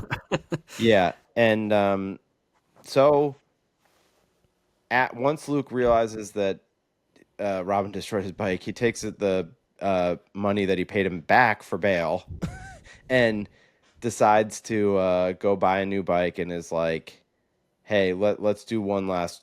Well, he's not looking at it as one last robbery, but that's what it becomes. And there's one last check-in with Ro. This is where it's like clear that the window is shut. He's trying to give her money to take for the kid, Hmm. and that's it. And she does get the money, but he Well, goes because to he do. just throws it in the window or something, right? Yeah, yeah, but she does keep it. She doesn't throw it back out. Yeah. Um, so he's gonna do one last job here, the big dirty, as they say, and nothing is going right here. He forgot his mask. Like, And his sunglasses or something, right? that's Doesn't what he it normally is. wear? Yeah, it's his Yeah. sunglasses that cover his face, and so he's going in with just the motorcycle, and his like his face is exposed. But I don't know. He's already come too far, I guess, and he feels committed to it. And it doesn't go well. He goes inside. They've got big glass, which was different. Back to the high pitched screams. It's taking a long time inside. It's very clunky, very clumsy, and then he goes to escape on his new bike, and it must be a POS or something because he can't get it started. It's a comedy of errors, Keith. Yeah. It's not going well. And there's a cop right there. They get on him right away, and this is a cool like chase sequence that goes into a cemetery, and we're Hmm. starting to cut to the perspective of a police officer, and it's pretty clear that this is the end of the road because we're hearing the officer talk into whatever it is, his walkie-talkie or whatever the hell they call those things, and saying that like the rear tire is flat, like so we know he's not going to make it very far. But that whole part where he's like twisting the bike in between those like little barricades to get out of the cemetery, like I don't, it's a cool chase Yeah. scene. Yeah. It's one of those things that feels like a real police chase, doesn't it? It doesn't feel like a Yeah. heightened. It's chaotic. It's super fast. I really like how it's shot too. I feel like parts of it are shot like from the police officer's perspective, and Yeah, just seeing the motorcycle racing through the cemetery is really cool. And then yeah, it seems like you said before, like a lot of the stuff in this just feels really real. Like the dude, his tire popping and then running into that barricade seems like it's something that would probably just really happen. totally. Yeah. Yeah, and then this is where we cut into a different perspective in the movie, and it's Bradley Cooper, I guess famously at this point from The Hangover and Hmm. Wet Hot American Summer. um, but I guess Bradley Cooper's become and Wedding Crashes, of course. Like he's a guy who's been in movies, but I'm thinking at this point in my life, I recognize him, I know who he is, but it's sort of surprising to me to have him in this kind of serious dramatic role. It doesn't seem weird Yeah. now, but like in 2012. Well, this was before Silver Linings Playbook and some Yeah. other dramatic roles he got into, right? I don't know. It's all I around just that knew same him as the time. Hangover guy. Yeah. Yeah.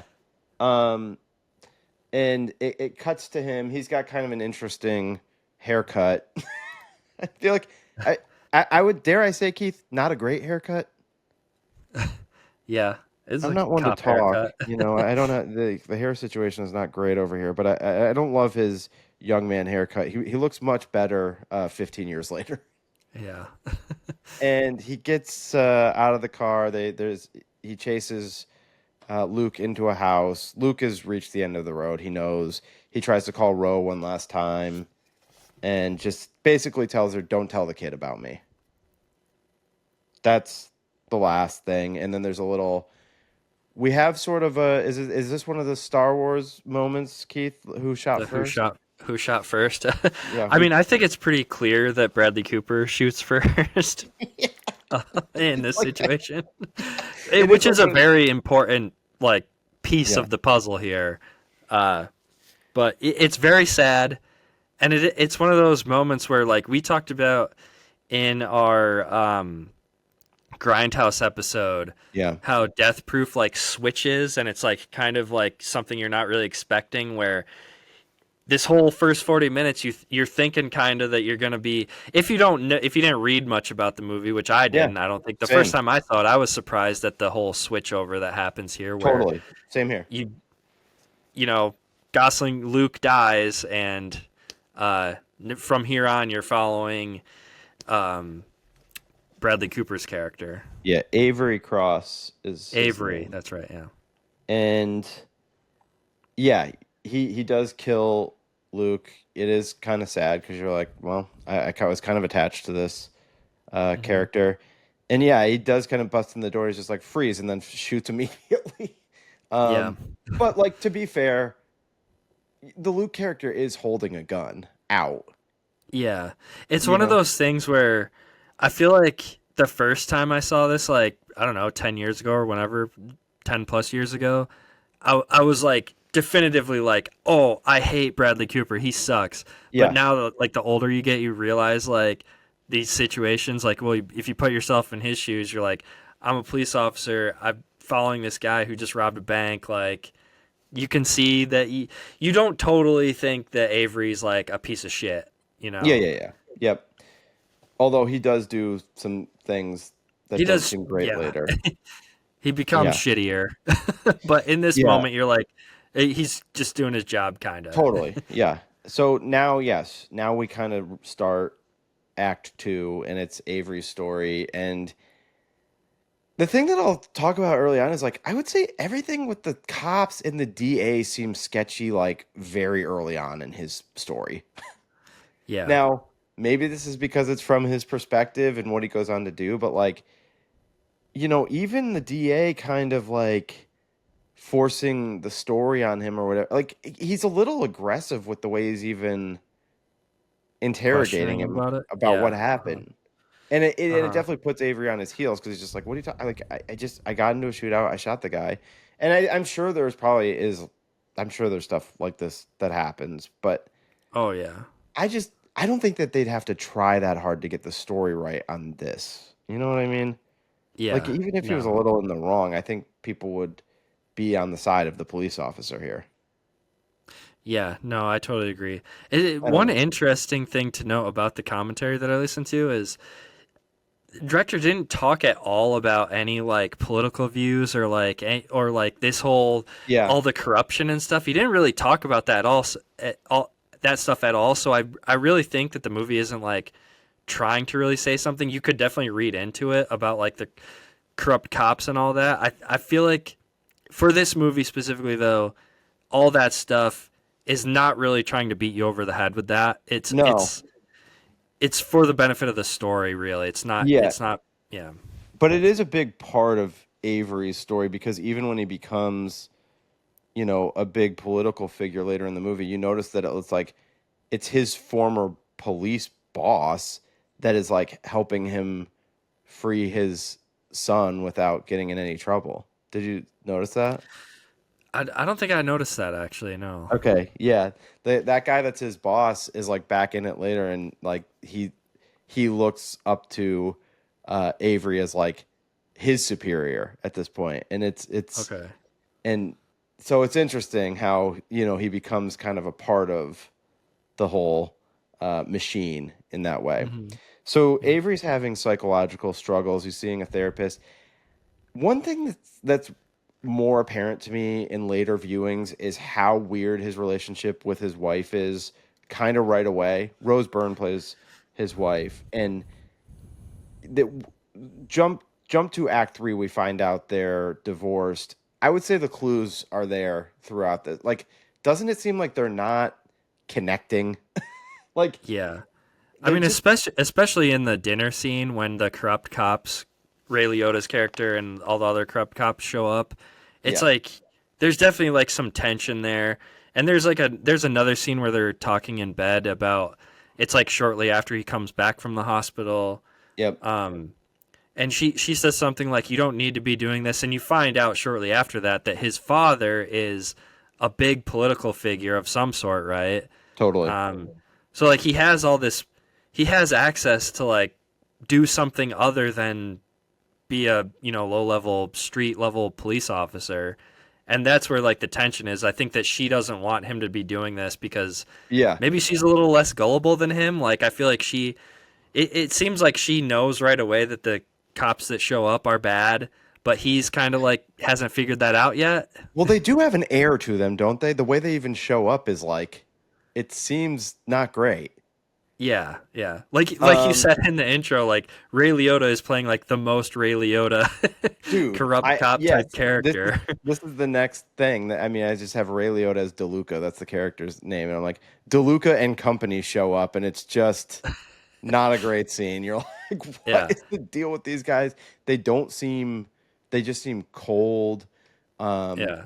and they're like, hey, we're gonna take, like, nothing seems on the up and up about what they're doing, and then they actually take Avery to raid Romina slash Kofi's Oh, house. so fucked up. This part is like sad to watch. Yeah. Like, He sees Luke's kid. He holds him at one point. They take the money. the Um, the fact that he has to pick the kid up is awful, and you can, and yeah. that really messes with Avery too, which is Oh a yeah. really cool aspect of the movie. Is like, I know we talked. It's a lot about like fathers and sons and stuff, and it's like Luke kind of was doing this bad stuff out of desperation, and then Avery is struggling with like what he did, Yep. and This is just a all great this point. stuff is yeah, No, you're like, keep going with it. Like, yeah, you're right, because it's like he's very conflicted at this point, and we do like Avery's journey. Like, he kind of becomes like bad in a different way, yeah. but it's weird because It's like you, Avery's relationship with his son. I'm jumping ahead a little bit, but yeah, yeah, yeah. his relationship with his son is altered in a different way because of this thing that happened, where the shootout or whatever. Yeah, Where when he's like talking to the therapist, he says, I can't look at my son anymore. And I think that that is the key detail of like you understand Avery and AJ, his son, you understand their relationship just based on that line because you Yeah. know AJ probably spent his whole life being like, why doesn't my dad love me? Why does it? You know what I mean? Yeah. Like, and it's I all off of that. I think I the way I interpret it is like Avery isn't actually like a horrible human being, or at least Yes, he's not trying to be. I think he just feels so guilty about what he did, totally. um, that he it's hard for him to connect with his son. Yep. And Um, when they're doing when these other cops are doing this stuff, I mean, he's very much like pushing back, like we shouldn't be here. He feels very conflicted about everything that's going on. And now mhm. he's healed and he's getting assigned to the evidence room. It's like Yeah. basically I to your point, his wife knows this about him. He has like a law degree, like he could be doing something more. Hmm. Um, but the key thing for the movie, he needs to get assigned to the evidence room so he can go through Luke's stuff, puts the backpack on, Hmm. the mirroring. This is like Yeah. the crossover of the two characters. And he finds the picture of um, Ro, Luke, and the baby, and he takes it. Hmm. Um, and he does try to give the money back to Ro. Yeah. He goes to the diner, right, and Yeah. tries to give it back, but she doesn't take it. Yes. Everyone's always trying to give her money, and she doesn't want it. Um, Now, DeLuca and friends, it's getting they now that they've got an in with the evidence room, they want Avery to steal drugs. This all goes poorly. Hmm. He's kind of like in to help them, and like I think Avery is a very lost person in this Yeah. time in his life, like, and he's not really sure what to do, and he's very conflicted on a lot of things, and at some point, DeLuca again just so Ray Liotta, like just screaming Ray Liotta.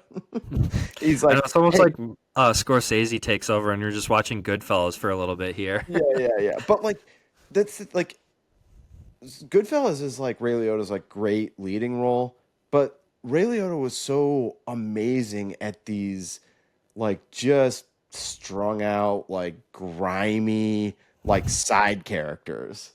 Uh-huh. I mean, there was no one better at those roles. And he tries to get like he knows that Avery's getting spooked and he's like, I'm gonna take him out to the woods and talk to him.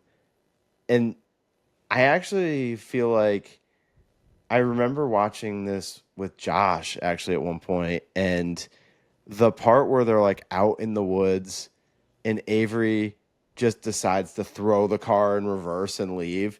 I remember Hmm. Josh like kind of like laughing out loud and being like, "Yeah," like, it was just like a very visceral reaction because it was like the suspense build up to that is like Uh-huh. so effective, and you're like, "Where is this going?" Like you think that the Ray Liotta character is going to kill him. I mean, Yeah. that's I where it mean, seems like it's I heading. was thinking that too.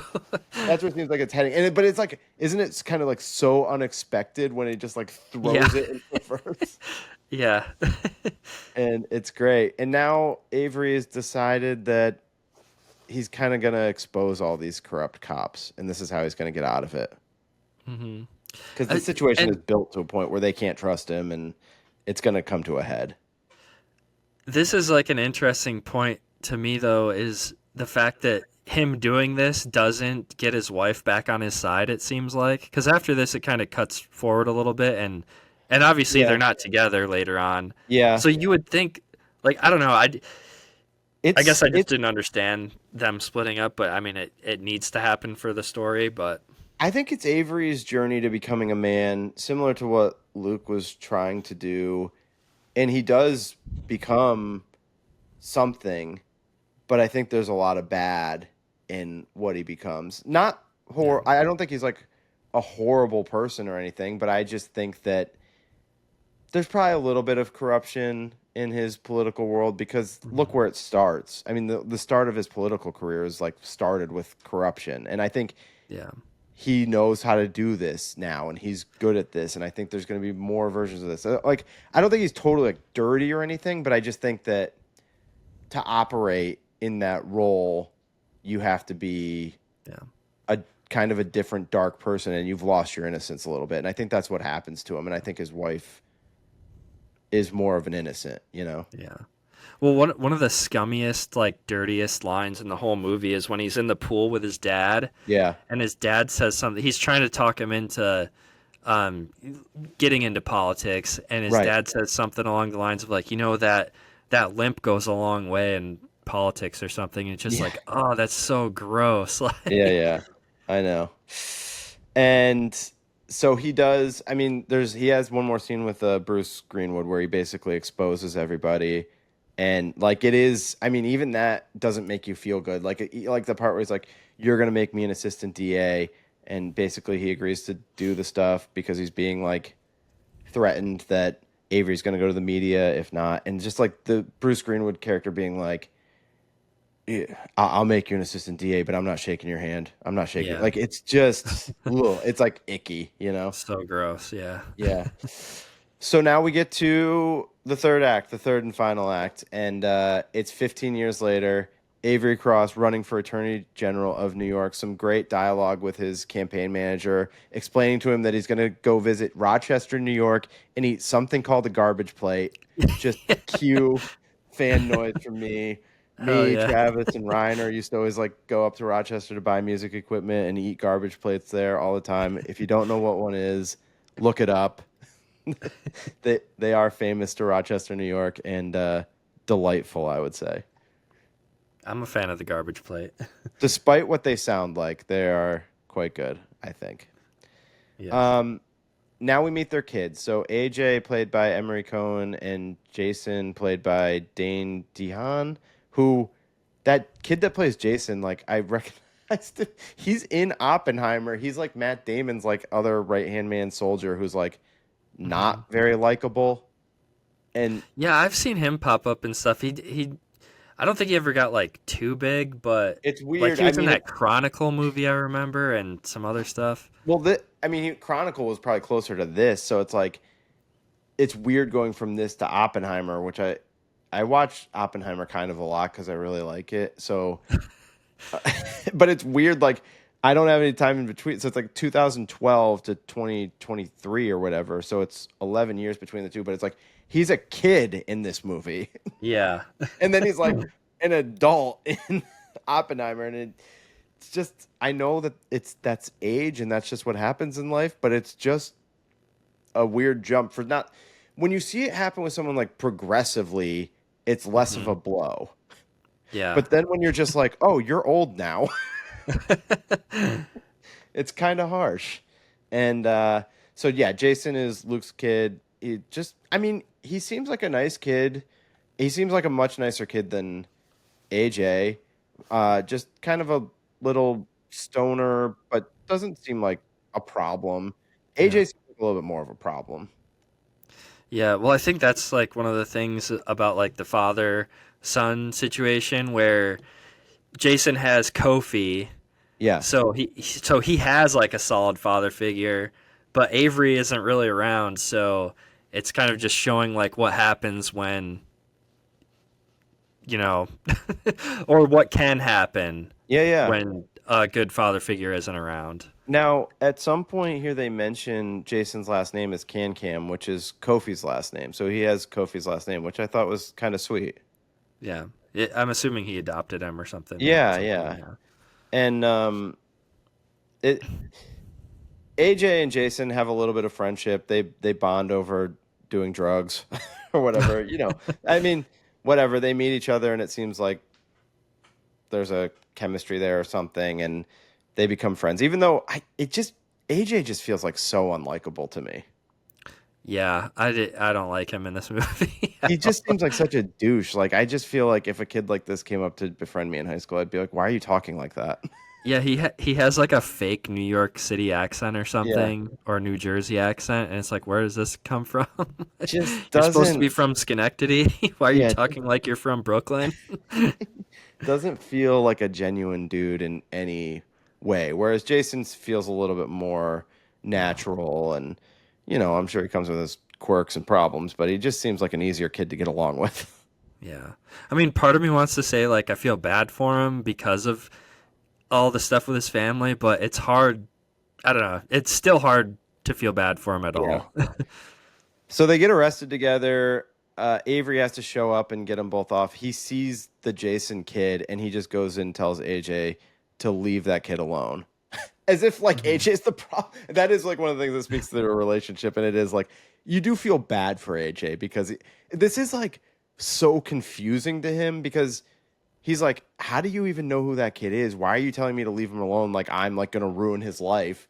And he's just like, Uh-huh. just leave him alone. And he gets physical with him. He's like, leave him alone. He never figures it out either, does he? Jason figures it out, obviously, Yeah, I don't but think he does. I mean, at least as far as the movie goes, it doesn't seem like he does. And yeah. so their relationship continues on. This I would say like the next scene that bears mentioning is the Kofi Jason having ice cream at that same little ice cream shop, and it's just a Mhm. very sweet, nice scene to show that Kofi and Jason have had a good relationship. And Kofi's like, and Jason asks him about his dad, and Kofi's like, "Well, that's your mom's business to tell you. She's never told you. Like that, it's up to her." And he was like, "Why are you worried anyway?" He's like, "I'm your dad," and you can tell that they've had a good like life and relationship together, right? Mhm. Yeah, And I absolutely. just I just want to hit on that. Like, I think that that's a really cool choice for the movie because it totally could have just been like Jason's fucked up because his dad's dead and the guy that was raising him didn't like him because it was this Yeah. but it's like totally not that, and I for Yeah. some reason I think that makes it so much better for the movie. Yeah. I mean, like I said, I don't think Derek C. France is like really trying to make any like major statements with the movie, but if there is anything, that probably is the major statement. It's like just, your blood father isn't doesn't necessarily have to be like your real Totally. father figure, Yeah. like he doesn't have to be your Which real father to be a father, I guess, again, I mean, when I talked about, in that segment when we were accidentally broadcasting live, one battle after another is, I mean, I feel like that's Yeah. kind of that same thing is kind of in it. Yeah, I didn't want to spoil that aspect Yeah. of it, but it's not really. I don't consider that to be Let's like just a say major that that spoiler. element is also at play. Okay. I Yeah, yeah. think that's fair. Um, but yeah, it's just kind of sweet. But I think the key is the reason why you do this is because it's like, oh, Jason could be fine, but he still has this pull to like find out about his real dad, True, yeah. despite him being in like a good situation with Kofi. Hmm. And Kofi does, I mean, we don't see it. It's cut. It's a cuts too, but like Kofi tells him his dad's name because we cut to him looking it up, and that brings him to Robin, and we get to see Ben Mendelsohn again, and he's pumped. He's like, "Oh yeah, your dad and I were like best buds." And obviously he's a weird dude, so the first thing he does is uh shows Jason a newspaper clipping from when he was killed, and that's where he sees a picture Hmm. of Avery. Hmm. So now like he knows who killed his dad. And then, Hmm. Ben Mendelsohn's like, "Oh yeah, let's not start with that. Here, let me show you his trailer. Oh yeah, those were his sunglasses. Put those on." And my favorite part about this, maybe my favorite piece of acting in the whole movie is when Jason asks Robin if he has his dad's motorcycle, and he goes, "No, the cops cut it up. They were really mad at him. I know they were really angry with him. They were really mad at him. They were really angry with him."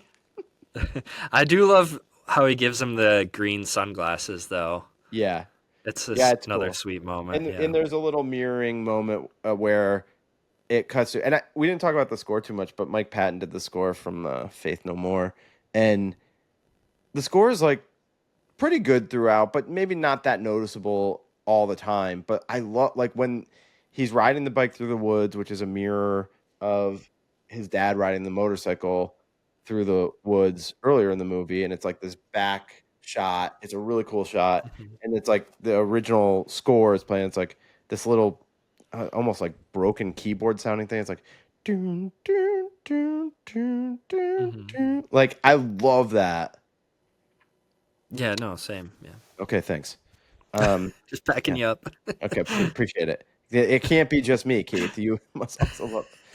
It's just one of my favorite pieces of just the cinematic experience of the whole Hmm. movie. Um, but he realizes that because he goes to AJ's house for a party, realize they get into a fight. I mean, there's a bunch of. Let's just say this, Keith. Overall, in terms of interest in the story, I my interest wanes a little bit in this third act. Yeah, I definitely think the first third is the strongest. Yep. And then All the the second, whole Gosling era. I love the movie overall. I give it 5 stars. I think same it's here. Yep. pretty much a perfect movie, if Same here. such a I thing totally agree. exists. But yeah, like the third act is like the one I care the least about the story. Yeah. And I say that just because I don't want to get into every detail of it, but basically, let's just say when Jason realizes that Avery is AJ's dad, he gets a gun. He does scare AJ, but he doesn't do anything. And then he Avery comes home and he takes Avery out in the woods and they have this big final confrontation. And it's intense acting from Bradley Cooper because Hmm. he's scared. He does weirdly care about Jason in this weird Hmm. messed up way, but like he's also super worried about his own son in the moment. And so like the scene is like super weird to where he's like scared for his own life, but then he's like, is my son okay? And then he's Yeah, like, that's what makes it so tense for me is like the fact that he doesn't know, and you as the viewer don't know either because you true. see That's true. you see Jason hit him with the gun or something, or Yeah. you don't really see you see that they have a confrontation, but you don't know Yeah. what happened I think he because it just leaves him like like, cuts. yeah, I think he leaves him like down on the ground or whatever, and you're not Hmm. sure. Yeah, so you're And not really sure what happened. when Bradley Cooper's like, this is like maybe I think his strongest act in the whole movie is like, Is he okay?" And he's like, "Is he?" He like yelled like and like Yeah. Jason like jumps back because it's like it is like so unexpected that he gets because he's been fairly even keeled and Hmm. he all Jason does is he takes his wallet, he takes the money out, and he finds the picture of him as a Hmm. baby with his mom and his dad, and he takes the picture and he just leaves. He leaves Avery in the woods, and he goes out to some random dude at some random house. Unclear how he got there because I think there's a reference to a bus or something, but it's just like this seems like in the middle of nowhere. Hmm. And buys a motorcycle and heads west, and we have Bon Iver kick in for like I said, maybe one of the best end credits songs of Yeah, any movie. I And love it. yeah, you want to talk like fall vibe. I mean, when this uh song kicks in, I mean, it's like, oh yeah, Yeah. fall. If you could just give me a little chill in the air and have it not be 85 degrees, this would be perfect. Uh-huh. And yeah, I'm with you. It's a 5-star movie. It's been whatever. I mean, this was 2012, so it's been 13 years. I mean, it still feels like a fresh movie to me, Hmm. which is crazy because it's 13 years is a long time ago, but it still feels fresh. I think it's great. I think it was a well regarded movie, but I'm in the camp that it doesn't get talked about enough, Yeah, no, I agree. Yeah. and I think that's probably I've probably squeezed everything I can out of Place Beyond the Pines. Can you think of anything that I missed that bears discussion?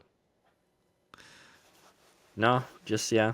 More people need to see it if you haven't seen it and you listen to this podcast for some reason. Maybe. Did we get all of your nuggets out? For the most part, yeah, everything that was interesting at least. Okay, you wrote down stuff that was uninteresting. Yeah. Okay, good. All right, well, very well. That is the Place Beyond the Pines. All right, Matt, it's that time again to talk about our homework, the movies that we assigned each other to watch, and I asked you to watch Dante's Peak. So, what were your thoughts on Dante's Peak? Loved it. Really? No, I mean, no, I mean, I thought it was okay. Here's what I'll say, positive about it. I love like there's something about the way that they were making these action thriller movies in the 90s that's just so comfort viewing. Yeah. Like they all kind of seem like they're made like the same way and Uh-huh. they feel the same and I just love being in that space. It just reminds you of being like home on a Saturday night eating a pizza watching a movie, you know? Yeah, for Like sure. a Pudgy's party pack with the wings, with the big 2 liter of soda, Yeah. and like watching Dante's Peak or 13 Ghosts. Like I got just I all gotta I gotta give like a mild apology because I remember this movie being way better than than it was on this repeat viewing. I there were had it's been quite a while. I didn't hate it, but I my thoughts have like dipped a little bit on it. I mean, the quality's not like super, super high, but it's not like terrible either. And it's one of the more entertaining storylines to follow is how much Pierce Brosnan is deciding to cover his accent or not, depending on what point of the movie you're in. Like, it's I just forgot how ridiculous and over the top like a lot of the special effects and stuff were, and just a lot of the decisions the characters make don't make any sense, and it is like a fun romp though, like the definitely, whole thing about the kids like taking the car and going up to save grandma or whatever, and and that's like what carries the movie basically, is they're like, we gotta go yeah. after these kids who went up to get grandma, who seemed normal at first, and then she's just like, no, I'm not leaving, you know. You know what I find like underwhelming is the actual volcano of it all. Like it's this kind of big buildup, and then like a lot of what happens with the volcano has more to do with the water's really hot now. That's Oh like yeah. ash coming out of the sky. I was expecting more like lava destroying everything, and Yeah. there Well, is that comes on like the second explosion because there's like yeah two, right? yeah, The first one's like pretty mild, and then the second one when they get stuck underground which in that tunnel. yeah, which I find that to be a little disappointing that that's kind of like where the big conclusion of the movie is with them Yeah. being like stuck in that like Uh-huh. wherever they are, that little mine where like the kid had like a whole little area set up. I'm like, what is this? And Yeah, I and go ahead. also that's part of like the new negative feelings I have towards the movie, I guess, is like it just seems so impossible that they were able to dig them out, you know, and they're still alive. Pierce Brosnan's character is like Dude. smushed in this truck, and like Yeah. I the mean, you want to bone is talk sticking about out of his arm. yeah, you want to talk about actually being scared in this movie. The amount of unsettling claustrophobic feelings I felt when he's in the car and it's being Oh yeah. crushed. Like, That's something that I remember from watching this movie when I was a kid, because this is one of those movies that I feel like they played on like TNT or something all the time, and we'd watch it at my sure. grandma's house a lot, Yeah. or maybe she had like a VHS copy of it or something. But I specifically remember being terrified of that, and because you could see the bone sticking out of his arm. There's a lot of like gross stuff in this It's like movie that I kind of forgot yeah. about, like grandma jumping in the acid lake or whatever. I know, and like it's that part is like, Grandma, you couldn't have waited just like a little bit longer. It seemed like they were I know. almost to the dock. It's like I And gotta then sacrifice myself. they don't shy away from it either. Like like the camera focuses in on her like boiling legs, like, I know. and the It's same rough. thing with like the bone sticking out of the arm. And I feel like there was some other stuff like that was, oh, like the couple that boils in the hot spring or whatever at the beginning. Don't you see like a skeleton or something at some point? That's like their burned carcasses or whatever. Yeah. But yeah, it's like when he's got that bone sticking out, it's like No Country for Old Men. Look at that fucking bone. Yeah. But also the beginning of the movie when the Pierce Brosnan character is with his girlfriend and they're escaping like the first volcano that he was around and escaping from. I know it's not supposed to be funny, but when the piece of like volcanic debris comes crashing through the ceiling of the car and just hits her in the head and kills her. And it wasn't enough for them to just have her like fall over though. She's like convulsing, like, I seizuring. mean, that was like a little bit of a laugh for me. I mean, Yeah.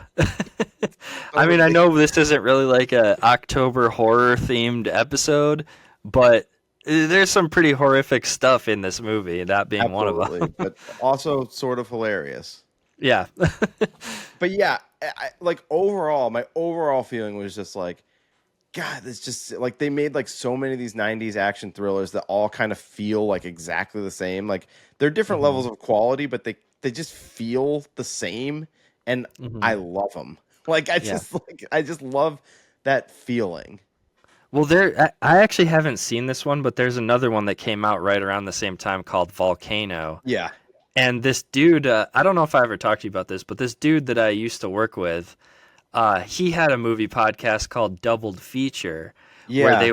they would do twin movies like that. Like the whole shtick of their show was just talk about like twin movies, and they Yeah. did Dante's Peak and Volcano, and yeah, I don't know. I I remember need to you did watch tell me that. about that. That is a good gimmick. I also have not seen Volcano. Yeah, So who knows? Well, maybe Volcano will be on the list at some point. But that does seem to happen with movies in general, where there's always two movies of the same type being made simultaneously, and they come out the same year.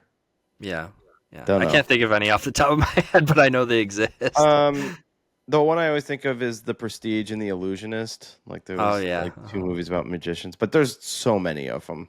yeah, I'm not going to give another example. I gave one. That's enough. yeah.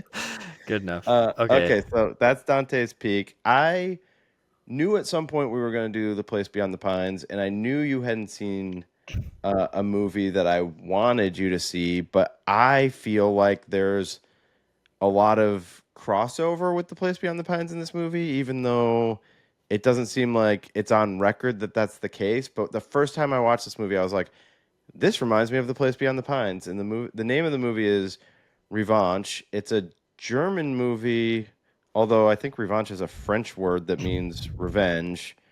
hmm Um, and it's a Criterion. I have the lovely Criterion Blu-ray. By the way, this is like we've talked about before. Sometimes I put a Blu-ray on and I'm like, I don't know how it can look better than this. Like it looked like my Blu-ray, I feel like looks so good. hmm I Came watched out, it on HBO. I think it was HBO, but yeah, it yeah. looked great on there too. Um, Came out in 2008, 122 minutes. Keith, without further ado, your thoughts. I definitely saw the parallels, a lot of which do seem a little fishy. Like maybe if Derek Cianfrance had seen this movie and didn't acknowledge it, that it's a little sketchy. I know, well, like um, I've tried to like look it up because I'm like, I walked away from Revanche the first time being like, this clearly influenced A Place Beyond the Pines. And I started looking it up and I just wasn't seeing anywhere where he was really saying that. Now maybe it's out there, you know what I mean? I mhm. sometimes I do what Lindsay calls a boy look, which is very short and you miss it. So and if it's out there, great. And nothing I'm saying is like accusatory. I mean, and maybe he never saw it. And that I'm and there's just, it's just a coincidence that some of these Well, things seem like they cross over. to back you up though, I did watch A Place Beyond the Pines, or The Place Beyond the Yeah, Pines yeah. today Yeah. with the director's commentary on, and he did not, at least unless I missed it, he didn't mention this. He mentioned a couple other influences, but did not mention Revanche. So So it is there's a a little bank. fishy. It's about a cop and a criminal, hmm and the criminal robs a bank. Okay, mild spoiler warnings here, guys. If you haven't Yeah. seen if you haven't seen Revanche yet, which I do think that probably a lot of people haven't seen this. So real quick, Okay. it's hard to talk about the similarities without spoiling the movie. So if you're interested in this movie, maybe just skip the rest of the show. Come back Yeah. after you've seen it. Uh, yeah, because we have to talk about it. So Yeah. there will be spoilers. There's a bank, a guy that's robbing a bank. The cop does shoot someone, and it bothers him psychologically. Right? hmm It's not the same, but there is a cop shooting, and it bothers him psychologically. So much so that it strains his relationship with his wife. hmm Um, there's a shot of a motorcycle riding in the woods from behind that's very similar. Very similar. Yeah. Uh, what else? There's a picture, like the picture plays a key part. Seeing the picture and realizing who it is, Hmm. that plays a key part. I mean, maybe I that's mean, that's everything. that's enough. I feel like Yeah, just the bank robbery and the cop shooting someone, which is like the major point of the movie. I feel like that's similar enough to draw some comparison. yeah. It also feels like the coldness and the pacing are Hmm. similar too. Yeah, just similar vibe overall. Yeah, I would definitely say Revenge is like a little slower and more Yeah, European feeling in general, but that's to be expected. It is a I German know. movie. I just kept Um, telling Lindsay when we were watching it, I'm like, man, how bad do I just want to like move out to the Vienna countryside or wherever they are and just live at this house and just cut wood all day. I just want that to be my life. yeah, all the food and stuff that they're eating also looks great. They're just like drinking wine and eating like the best looking bread with like cheese and Well, I was also like the cop and his wife who it seems like works at a grocery store, but then I think later reveals that she actually owns the store. oh, okay, I didn't even catch that. I think it's mentioned because they actually comment on it in the movie because I'm like, it doesn't this house seem like too nice for the jobs that these two have? Yeah, Because they have a pretty sweet house. yeah, it's pretty baller, and the other guy, the criminal guy, comments on it at some point, and she, the wife of the cop, says like, well, it's better with two incomes. He's a police officer, and I think she says I have a store, or I have the store. Like it implies that she's actually maybe the owner of the store and doesn't just work at a grocery store. Because I was like, grocery store clerk and police officer doesn't seem like you're getting a ball and ass house. Yeah. Now maybe it's different. Inflation hasn't hit as hard in Europe. But yes, it's directed by I don't know how you pronounce it, Goetz Spielman. Um, I'm not really familiar with the rest of Spielman's filmography or anything. I think I tried to take a look, and it's kind of like seeing France, where there's like not that many movies. I can see I'm you looking. I didn't even look, so I'm gonna look now. furiously googling over there. So I'm assuming that you're taking. I know there. It's like Antares or whatever is another movie that was in the filmography maybe earlier, which I haven't seen, but I think I've seen it up on streaming platforms, like sitting up there. So maybe that's Yeah, something that's that the you can. one. That's from 2008, the Okay. previous movie to this. I don't recognize any of these movies, but Yeah. I'm not a German film connoisseur, so Well, yeah. And it looks like he's actually Austrian. So, okay. um, but yeah. Overall, though, regardless of the is it a legit connection to the place beyond the pines or not, if we take that and set it aside, how did you like the movie? I loved it. I thought it was Yeah. great. Um, yeah, it's hard to separate the two, but to its benefit, it knowing that it came out first, you're like, okay, even though it's not as sprawling of an epic story, it's More smaller, contained. but I don't Yeah. mind. I like that. I like that it's smaller. So do I. Um, I like the directions it goes. It's like it's fucked up, but it's it's fun in a way. Also has like a sad, somber tone to it too. Overall, um, a lot of steamy stuff, which we're here Yeah. for. Some steamy stuff Like for sure. there's a lot of nudity in the first half of the movie. We didn't really explain like basically the gist of the story is again spoilers. Uh, this guy works at a brothel. He's dating one of the prostitutes. They're in love clearly. They have like a cute relationship, Yeah. as cute as a prostitute and bouncer guy. Just a Uh, couple of crazy kids. yeah. But they clearly really do love each other. Yeah. They're trying to escape their boss. They share a boss. They both work for the same guy. Uh, Real slime bucket that guy is. real slime bag, yeah. Um, but so they're trying to escape him. The man has the bright idea to rob a bank.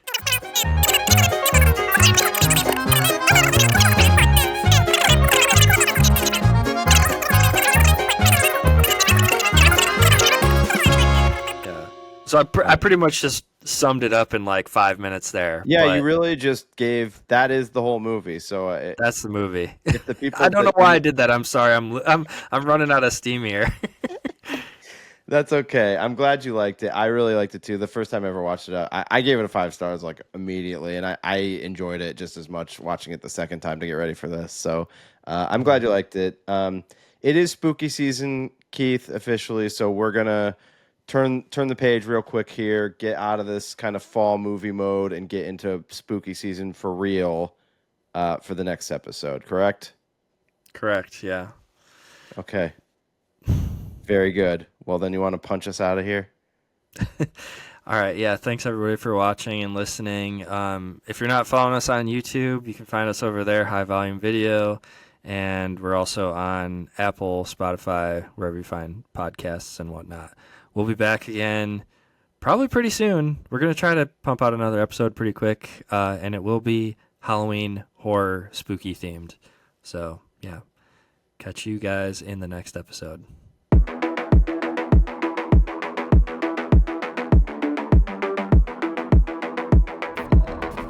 Return to Videotech.